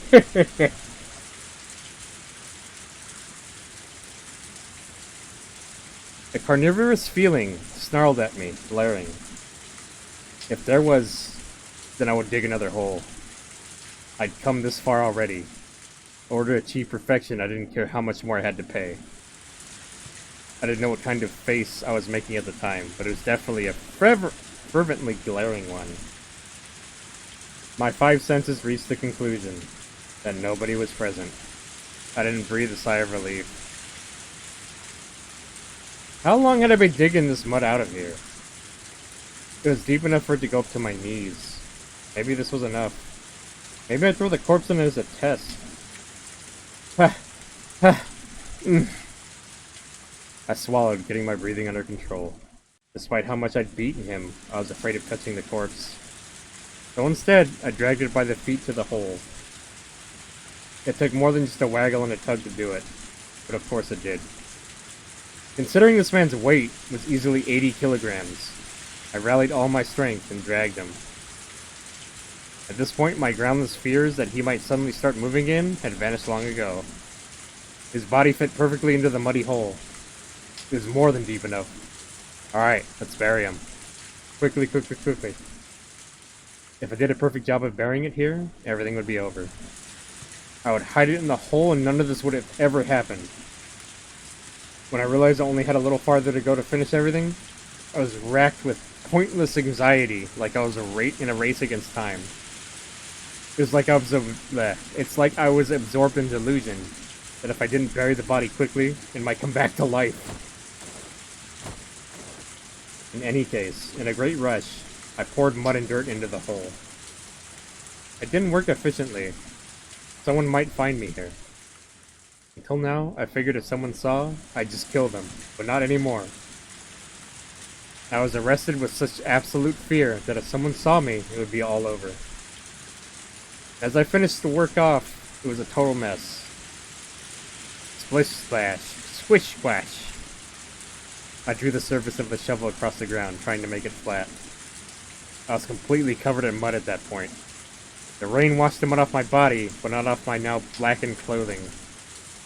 My body and mind were caked with panic, with fear, with rain and sweat and mud. My shoulders heaving, I threw down the shovel and sat down in the mud. I was so exhausted that I wanted to lie down right here and sleep. It was over. This time, for real. It was over. Man was now on the bottom of the wet dirt. Right this moment, there were traces that his place had been dug up, but the rain and flowing muddy water would completely cover it within moments. Yes, it was over. I did it. I did it. I did it, you motherfucker! And then I fell over backwards, face up in the mud. Raindrops pelted my face with mercy, but I didn't care. After staying further for a while, resting my mind, I got up again. It was over, so let's go home. You already buried the whole thing. So now it's like it's never happened. It never happened. So there's no reason for me to stay out here and get rained on. I wobbled to my feet. I wouldn't use the shovel anymore. I considered disassembling it, but I didn't have the strength in my absolute exhaustion. I didn't really need to take it apart anyway. Dragging the shovel behind me, I headed towards the light. I stood up on my bike. It had been laying in the grass by the road. I didn't know how I was going to get the still assembled shovel in the front basket. I put the shovel down on the back of my shirt like I'd done with the baseball bat. Unlike the bat, the corner of it was on my back, making it very painful. That sounds really uncomfortable. Just a little bit. Yeah. Plus, if I relaxed my posture even a little, it would fall out behind me. I ended up having to carry the shovel in my left hand and ride my bike using only my right hand. Not only was in a state of total exhaustion, this was downpour. One hand on the handlebars. I was swaying to and fro like a drunk. But I didn't care. Even swaying like this, I got a little closer to home every time I pedaled. I saw two lights swaying slowly in front of me. Ruh-roh. Oh shit, a car was approaching. Hey, what are you doing with that shovel, buddy? Hey, buddy. Oh no, I need to get out of the way. From far away in the shadows of the darkness, a car appeared. Its dazzling lights washed over me. The driver made a short honk of the horn to inform me I was in the middle of the road. I have to get out of the way. I kept telling myself that, but not only was I riding one-handed, I was exhausted so I couldn't do anything. Wobble, wobble, wobble. I meandered about, not going to the right or to the left. The driver decided to swerve out of the way right in front of me without lowering its speed much, steadily came towards me. But its outline grew larger in my vision, and telling myself again that I really needed to get out of the way, I jerked the handlebars in one direction and lost my balance and fell over, bike and all. Fuck. Yeet. My whole body splayed out, and one foot got caught in the bike. Oh, fuck. This was seriously bad. Like, just a little. My drowsiness quickly vanished, and just as a cold sweat broke out on my skin, the driver recklessly spun the wheel to the left, made a counterclockwise U-turn, and came right up to me and stopped. The driver's seat opened, and the driver came out. You idiot, what are you doing here? I was pretty sure someone would yell at me like that. Oh, here we go. I get to whip out the mommy Takano voice. Oh, dear. Oh my. Look who it is. It was a woman's voice, and one I knew. I lifted my face off the ground and looked at her. Takano-san. Good evening. The moon is very pretty tonight. Maribara-kun. It was raining far too hard to see the moon. Takano-san unfolded an umbrella and smiled as she spoke. That smile was for some reason uncanny, like she'd seen right through me. Out of all the people I could have met, I got the sudden feeling that this was the one I wanted to see the least. What are you doing out so late? And you're soaked and covered in mud and no umbrella either. What is that? A shovel? He had come here via a car. He wouldn't have known what I was just doing. And yet, she smiled as though she knew everything. Calm down, Keiichi Maibara. She always makes that mysterious-looking smile, remember? Don't let her onto anything, lest you dig your own grave. The rumors say you were playing baseball with a golf club. Is that what the shovel's for, too? He's like, yeah. Yep, in the Yeah. rain. You're using it as an umbrella? Yeah. Yeah. I should tell a good lie here. If I could just do that, the things would work out. When I went with Rena to go digging for treasure at the dam, we forgot this there. And you went to get it in this downpour? When I left my house, I didn't think it would rain, so... Oh, it's been raining for a while, though. You've been out for quite some time, haven't you? Well, yes. I was kind of wandering around. Even so. You came from that direction, didn't you? The dam is in the opposite direction, you know. Stop asking questions! Mikado-san was clearly aware that something exceedingly abnormal was happening with me. And as she played her little word game, she enjoyed driving me into a corner. Maybe she had a vague guess just from the situation of what I've been doing. My timing really sucked to run into her, of all people, of all times. At the very end, I could only be frustrated at my terrible luck. I'd done so much, and the end was literally right around the corner. So why, at the very, very end, did I run into her, of all people? What do you do, Keiichi Maibara? Still holding something that could be a dangerous weapon. Oh, shit! Will you silence Takano-san? Even if it would be simple to kill Takano-san, dealing with the car she'd come in afterward would be an issue. I couldn't drive a car. It was completely different from a motorbike. But even if the car was here, as long as there's no proof I killed her... Yes, in tonight's downpour, with any prior planning, all by coincidence, a hit and run. As long as I didn't drop any handkerchiefs with the initials on them, they would never know I killed her. Black flame quietly smoldered and raged in the core of my body. That's a scary look. Did I tease you too much? Nakano-san started to laugh by herself, then thankfully stopped talking about it. But the dark clouds on my mind didn't go away. Leaving that aside, how long are you planning on crawling on the ground with your bike like that? Wouldn't you mind moving it out of the way? If I moved, she would leave. So I tried to get the bicycle up and out of the way, but then twisted my ankle and it fell over. Ow! Got flogged. Stop murdering people, Keiichi! Booba. What? Eee, booba. You, booba. Ah, ow, shit, ah! Ugh. There was a sharp pain in the ankle I twisted. Oh, maybe because you twisted it. Yeah. This is nonsense. Really? A sprained ankle? Now? Oh my. Are you alright? Did you twist your ankle? Duh! Takano-san squats down and takes a good look at the ankle I keep rubbing. She compares it to my facial expression, apparently trying to gauge how bad the wound was. Can you stand? I didn't expect to, but I couldn't even stand up.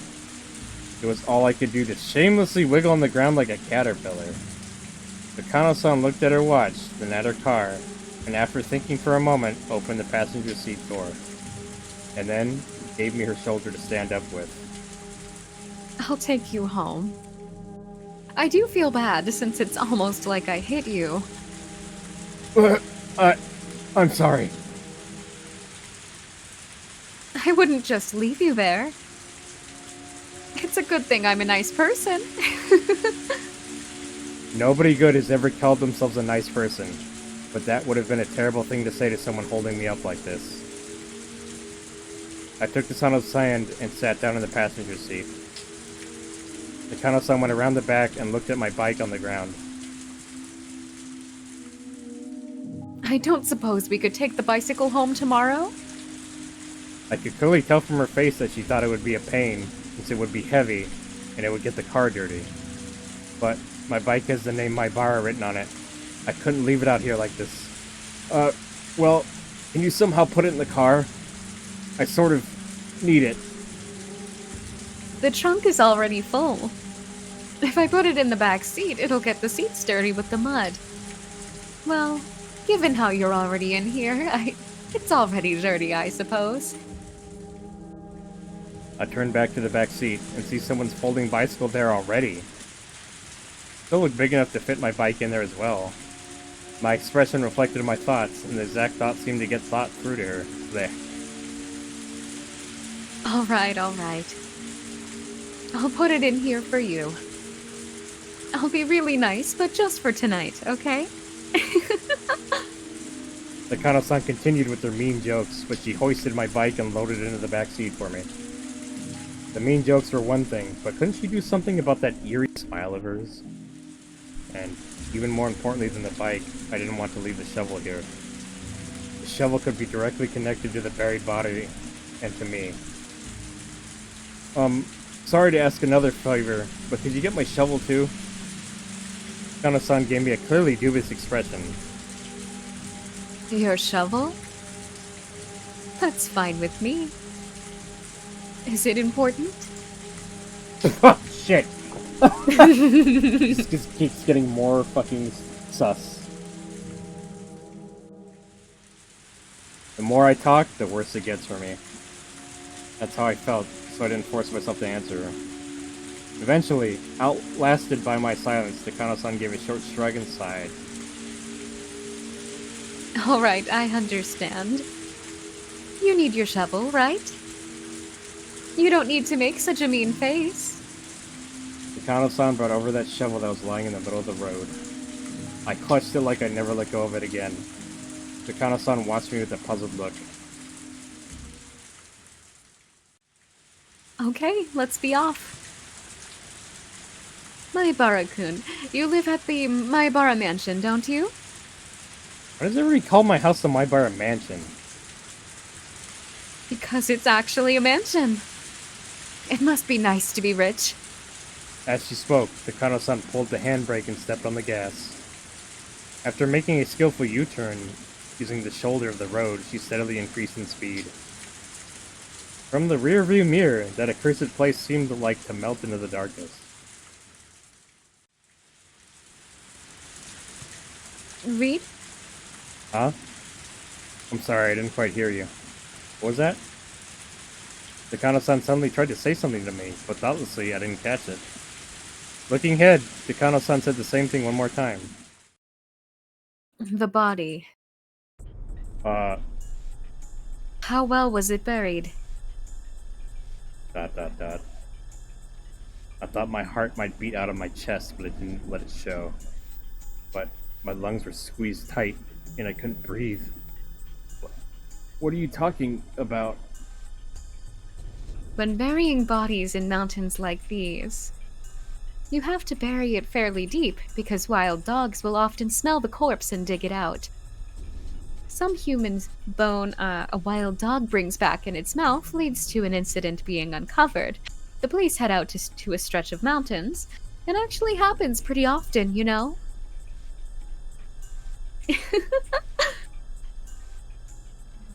Pound, pound, clang, clang. Huge rusted bells started ringing in my head. Had I buried it so deep that I could say it absolutely wouldn't be found? The answer was no. I was in such a rush to bury him and get it over with that I couldn't deny having possibly buried it too close to the surface. No, wait. That's not... Wait, anyway. This woman, how does she know? She just passed by here in a car by coincidence. And we ran into each other by coincidence. If she had been watching the entire thing from the trees, and once I left she came back to her car, it didn't make logical sense. So then, why? Ichi Maibara. That's it. You need to kill her. My entire body reawakened and I could feel my pupils dilate. I couldn't possibly beat her to death with a shovel in such a small car.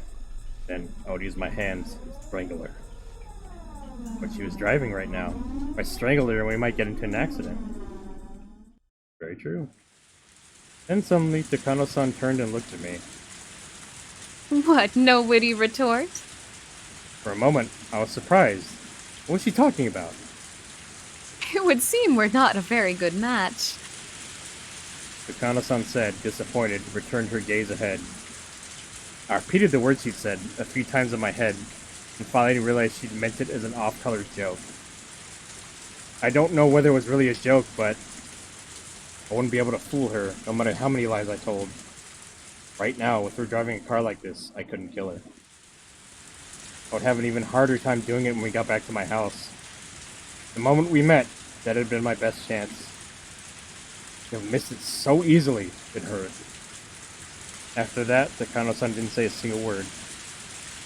The car was completely buried in an almost suffocating silence. What kind of woman had I run into? Everything that happened today, I managed to pull it off. At the very end of it all, I just had to go home and go back to sleep. What bad luck. ...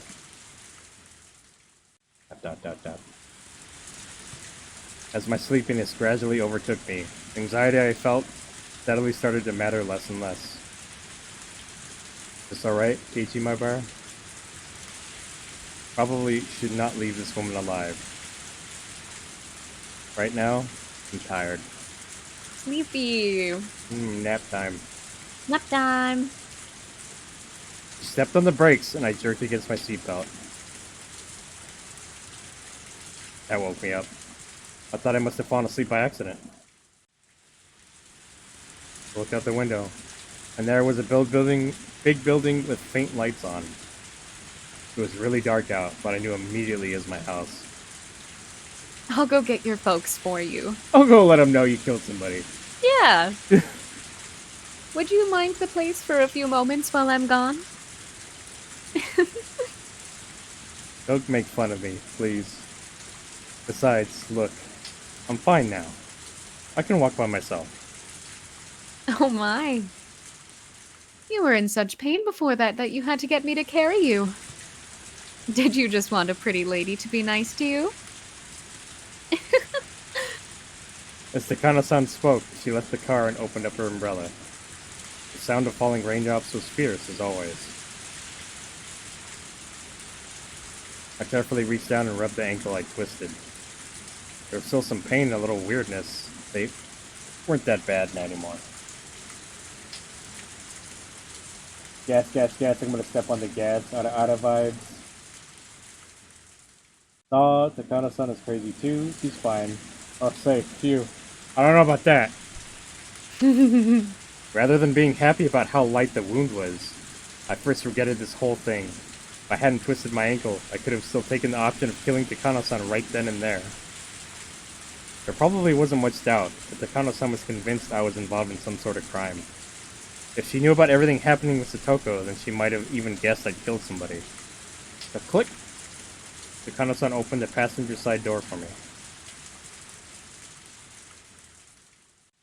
You're sure you don't need my shoulders? I wouldn't mind doing it for you again. Oh my. Ara. I ignored her and answered by getting out of the car by myself. The rain was still pretty intense. I got my bicycle out of the back seat. I was a bit curious who the other bike belonged to, but that didn't matter right now. I let Takano-san hold the umbrella over me, then pushed my bicycle up to the front door. Thank you very much. I'll be fine now. My ankle hurt so much earlier, and it still did, but it aggravated me that it hadn't been that bad. It was really seriously terrible luck. All right, I'll be leaving then. Keep it a secret that we had a nice evening drive together by ourselves, okay? Especially from Jiro-san. Oh, she's so fucking flirty. Oh my god. She is. Jiro-san. Oh, she meant Tomitake-san. I suppose she calls him by his first name. His full name must be Jiro Tomataki then. And then, the other bike, the folding one in the back seat, that I didn't care about at first, suddenly came to mind. Hey, excuse me, you're from Hinamizawa, right? On the day before yesterday, as I walked near the dam, half asleep, Tomitake-san had talked to me. And the bicycle he'd been riding, it was... That bicycle in the back belongs to Tomitake-san, doesn't it? Kano-san's eyes, I think they sharpened for a moment. And why do you think that? I saw it when I met him before.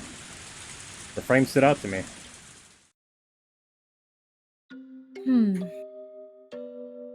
But wouldn't that be odd? Do you think it's possible for this to be Jiro-san's bike? Odd? Huh? Kano-san's, her hair elegantly fluttering, peers into my eyes. Well, there are no bed and breakfasts in Hinamizawa, are there? Jiro-san would need to be staying in town. Is that so? Well, I guess that's right, huh? Oh, gotta hydrate and stretch. Hydrate, stretch.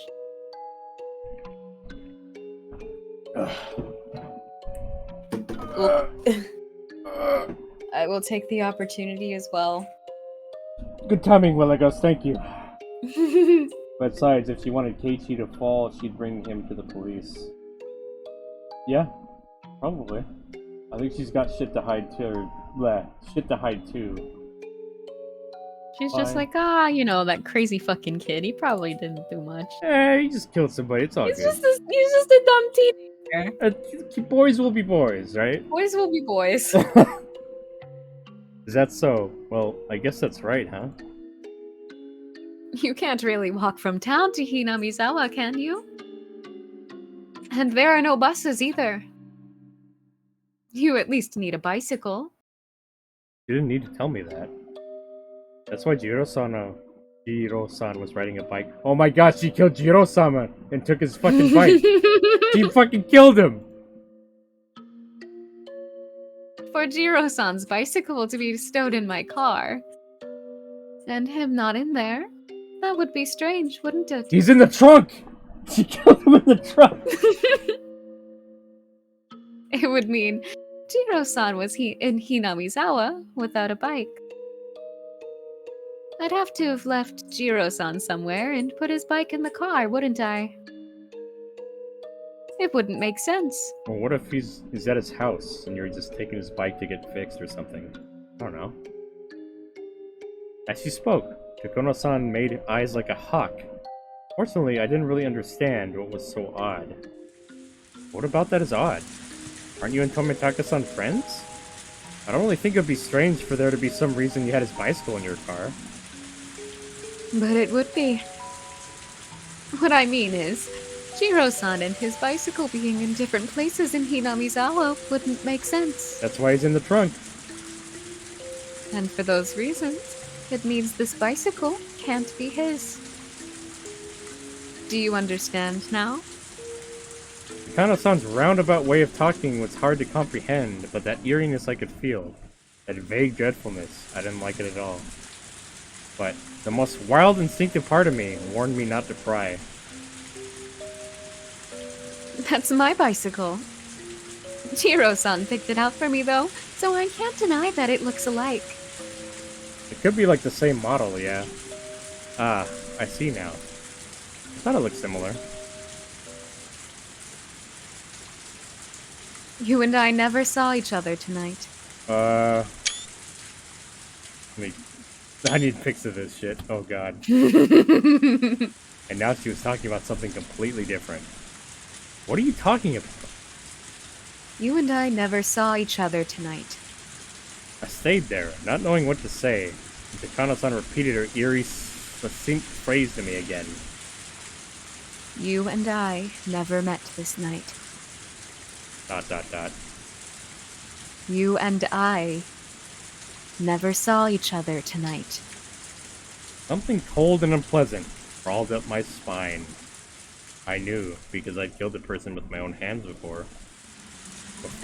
I came to the conclusion that I only had one chance to beat this woman to death to keep her quiet. I couldn't hesitate, but I could tell that she'd arrive at the very same conclusion. My instincts warned me again. I wish I'd never met this woman. The faint sense, like a rotten smell, drifting from this woman, was no doubt the exact same sense that I was giving off now. Uh-oh! That very peculiar aspiration, the lack of uncertainty had taken a human's life for a purpose. One that only those who have risen above everything have had. Actually, maybe I should have called it nausea. It meant, and I didn't know how to explain this very well, but Takano-san was the same as me. In other words, someone who shouldn't have been here. Someone I couldn't have let anybody know was here. Someone who nobody would have wanted to see. And now that we could calmly pretend as though we never met. Yes. Which meant that, just like I wanted to have nothing else to do with her, she didn't want anything to do with me either. And she too wanted to make it so that we never met. Both of us wished for the same thing. Our desires were the same, which meant Takano-san's suggestion was extremely practical. Solidarity. And that I couldn't outright refuse. If that's fine with you, then sure, whatever. You and I didn't meet this night. You're right. That would be best for you too, wouldn't it? Why do you think that? Are you seriously asking me that? Uh-oh, she gonna get all psycho now? You can't figure that out on your own, boy. She cut me off with a condescending word, boy. Right in front of my house, in a place most unsuited to killing. Oh shit. The audacity. Urge to kill, rising. You taking pics of the booba? Just of those creepy fucking scenes. I'd completely forgotten to do those. Creepy bitch. At least Melody, how it's going? Going murder time it is. Well, she's still crazy in my eyes, yeah. Yeah. And yet, there was a frozen thirst for blood coming from both of us. I would be killed right here, right now. Yeah. And I should have definitely beaten her as we passed each other. A damp, greasy sweat broke out on my body. That's fine. If you want me, you can come anytime. And when I made up my mind, she shook her hair elegantly and turned on her heel. Good. I am a kind person after all. What was good? How? She was a kind person? Is that it? I didn't get it. Kana-san got into her car. We didn't exchange any words of parting. I had performed a massive feat, the killing of Satoko's uncle, and yet I didn't feel any accomplishment. On the holy night of Orishiro-sama's curse, on which the taking of another life was allowed. On the terrible rainy night when the demons wandered as agents of Orishiro-sama's will. The demons were never supposed to meet, but suddenly they did. The demons parted ways triumphant. There was no reason for them to fight. Both their objectives had already been accomplished. With the rain hitting me like a waterfall, my eyes met with Takano-san through the car window. The female demon, her mouth twisted into a distorted, fearless smile. It was too late to kill her. Far too late. That first moment, the very first moment we saw each other, had been my best chance. And now that we had parted ways like this, I was acutely aware of it. I should not have let her live. She beeped her horn quickly, then her car drove away into the deluge. The one woman who knew what really happened tonight disappeared into the dark. As long as she was alive, this night would never really end. Just get into an accident, I thought to myself. In this downpour, slip on some mud or something and fly face first into a tree and die. Oh, that's fucking brutal. That wasn't a delusion. Seriously. A wild flight of fantasy. Jesus. It was an earnest wish. Yes. It was a command. Die. Die. Keep your mouth shut for eternity. Because I have no doubt you're wishing for me to die all the same. My curse upon her faded emptily as the Kano-san's tail lights disappeared into the utter darkness. ... His car's lights were completely out of sight now. Even the sound of the engine faded into the sound of the heavy rain and was inaudible now. I, too, turned on my heel to draw the curtains on this insane night, opened my front door and end it all. I began walking towards the front door. I was covered in mud and I made a squishing sound with every step I took. Oh god. Oh my god, when your socks get wet? Oh! Oh no! Oh! Ugh, it's so gross. Gross. Squish. Squish. Don't worry, Keiichi Maibara. Squish. Squish. He'll die. Squish. Squish. Her end will be as miserable as she is. Her end will be as miserable as she is. I'll throw her into some flames alive and let her dance until she's burned to a crisp. Damn. I'll burn her to ashes in the fires of hell itself until she's roasted as much as she deserves. I wish. I really do. Wish. Huh?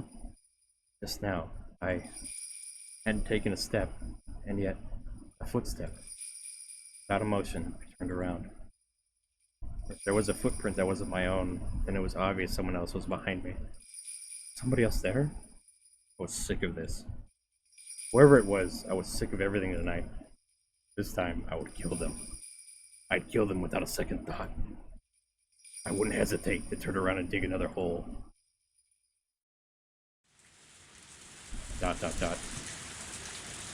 But, fortunately, there was nobody there. I wasn't going to have to kill any more people tonight. This night, I couldn't handle any more of it. Even though I heard an extra footstep each time I stopped, I put it down to me just being tired.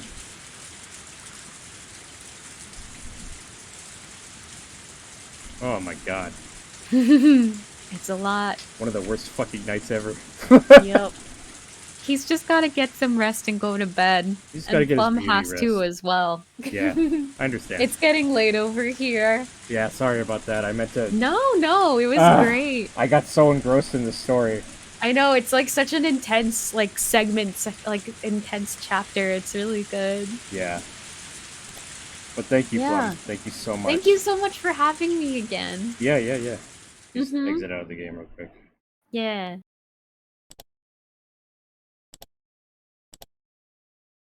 But yeah, it was fantastic. I'm sorry that this was like almost all fucking dialogue, inner monologue. No, shit. you're fine. Honestly, Yeah. you could probably tell I like getting into that shit. I like it. Psychosis, yeah, I like it a lot too. Yeah. Yeah.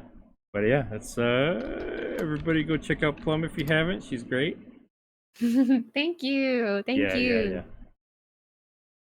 Alrighty, I'm going to head out now, but have a good night. I don't know if you're going to keep streaming, but if you are, have a good stream, and thank you No. for having me again. No, it's time for me to end as well. But thank you. Thank you, Plum.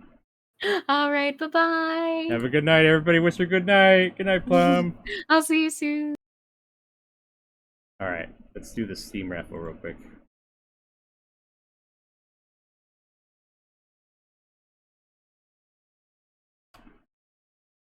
Alright, everybody. Type in murder into the chat to enter.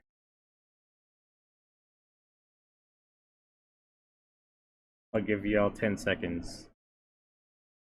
10, 9, 8, 7, 6, 5, 4, 3, 2, 1. Zombie Leech. Melody. The Legos. Nobi.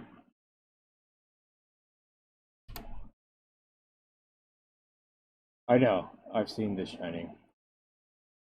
Lease.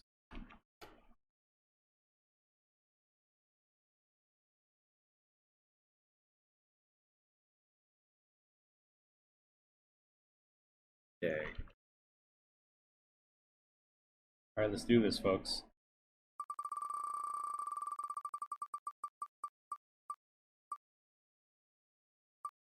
Oh! Congratulations, Elise!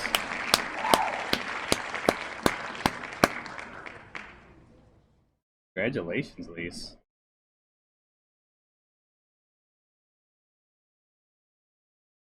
You know the drill? Here you go.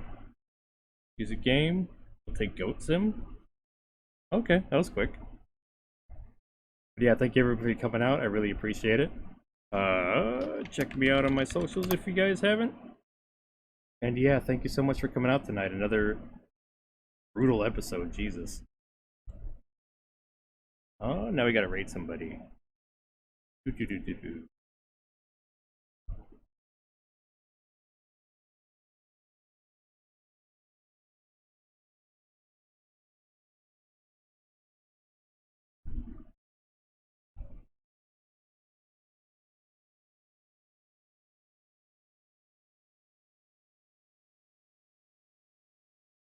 Let's rate Bridgie Amori. He's playing Amori. Bridgie Amori, yes.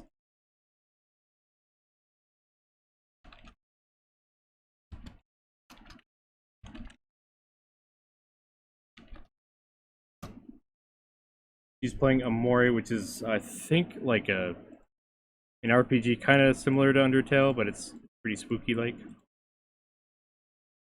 Yeah. She has a badass model too. She's a lich halfling. Yeah, let me see. Let me load up her stream real quick. Still going.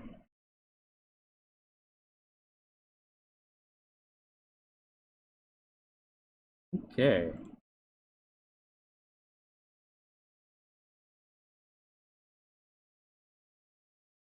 Bridgie E20. Oops, not 20.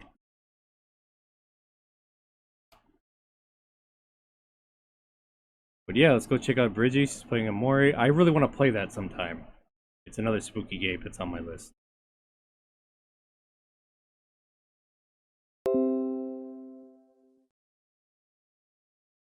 E20 net 1. Yeah. Alright, everybody, copy down that code. Or, sorry, that message. Go check out Bridgie. Y'all have a good night, and I'll see you tomorrow night. I'm gonna do some more Soma. Yeah, good night, everybody. Love y'all.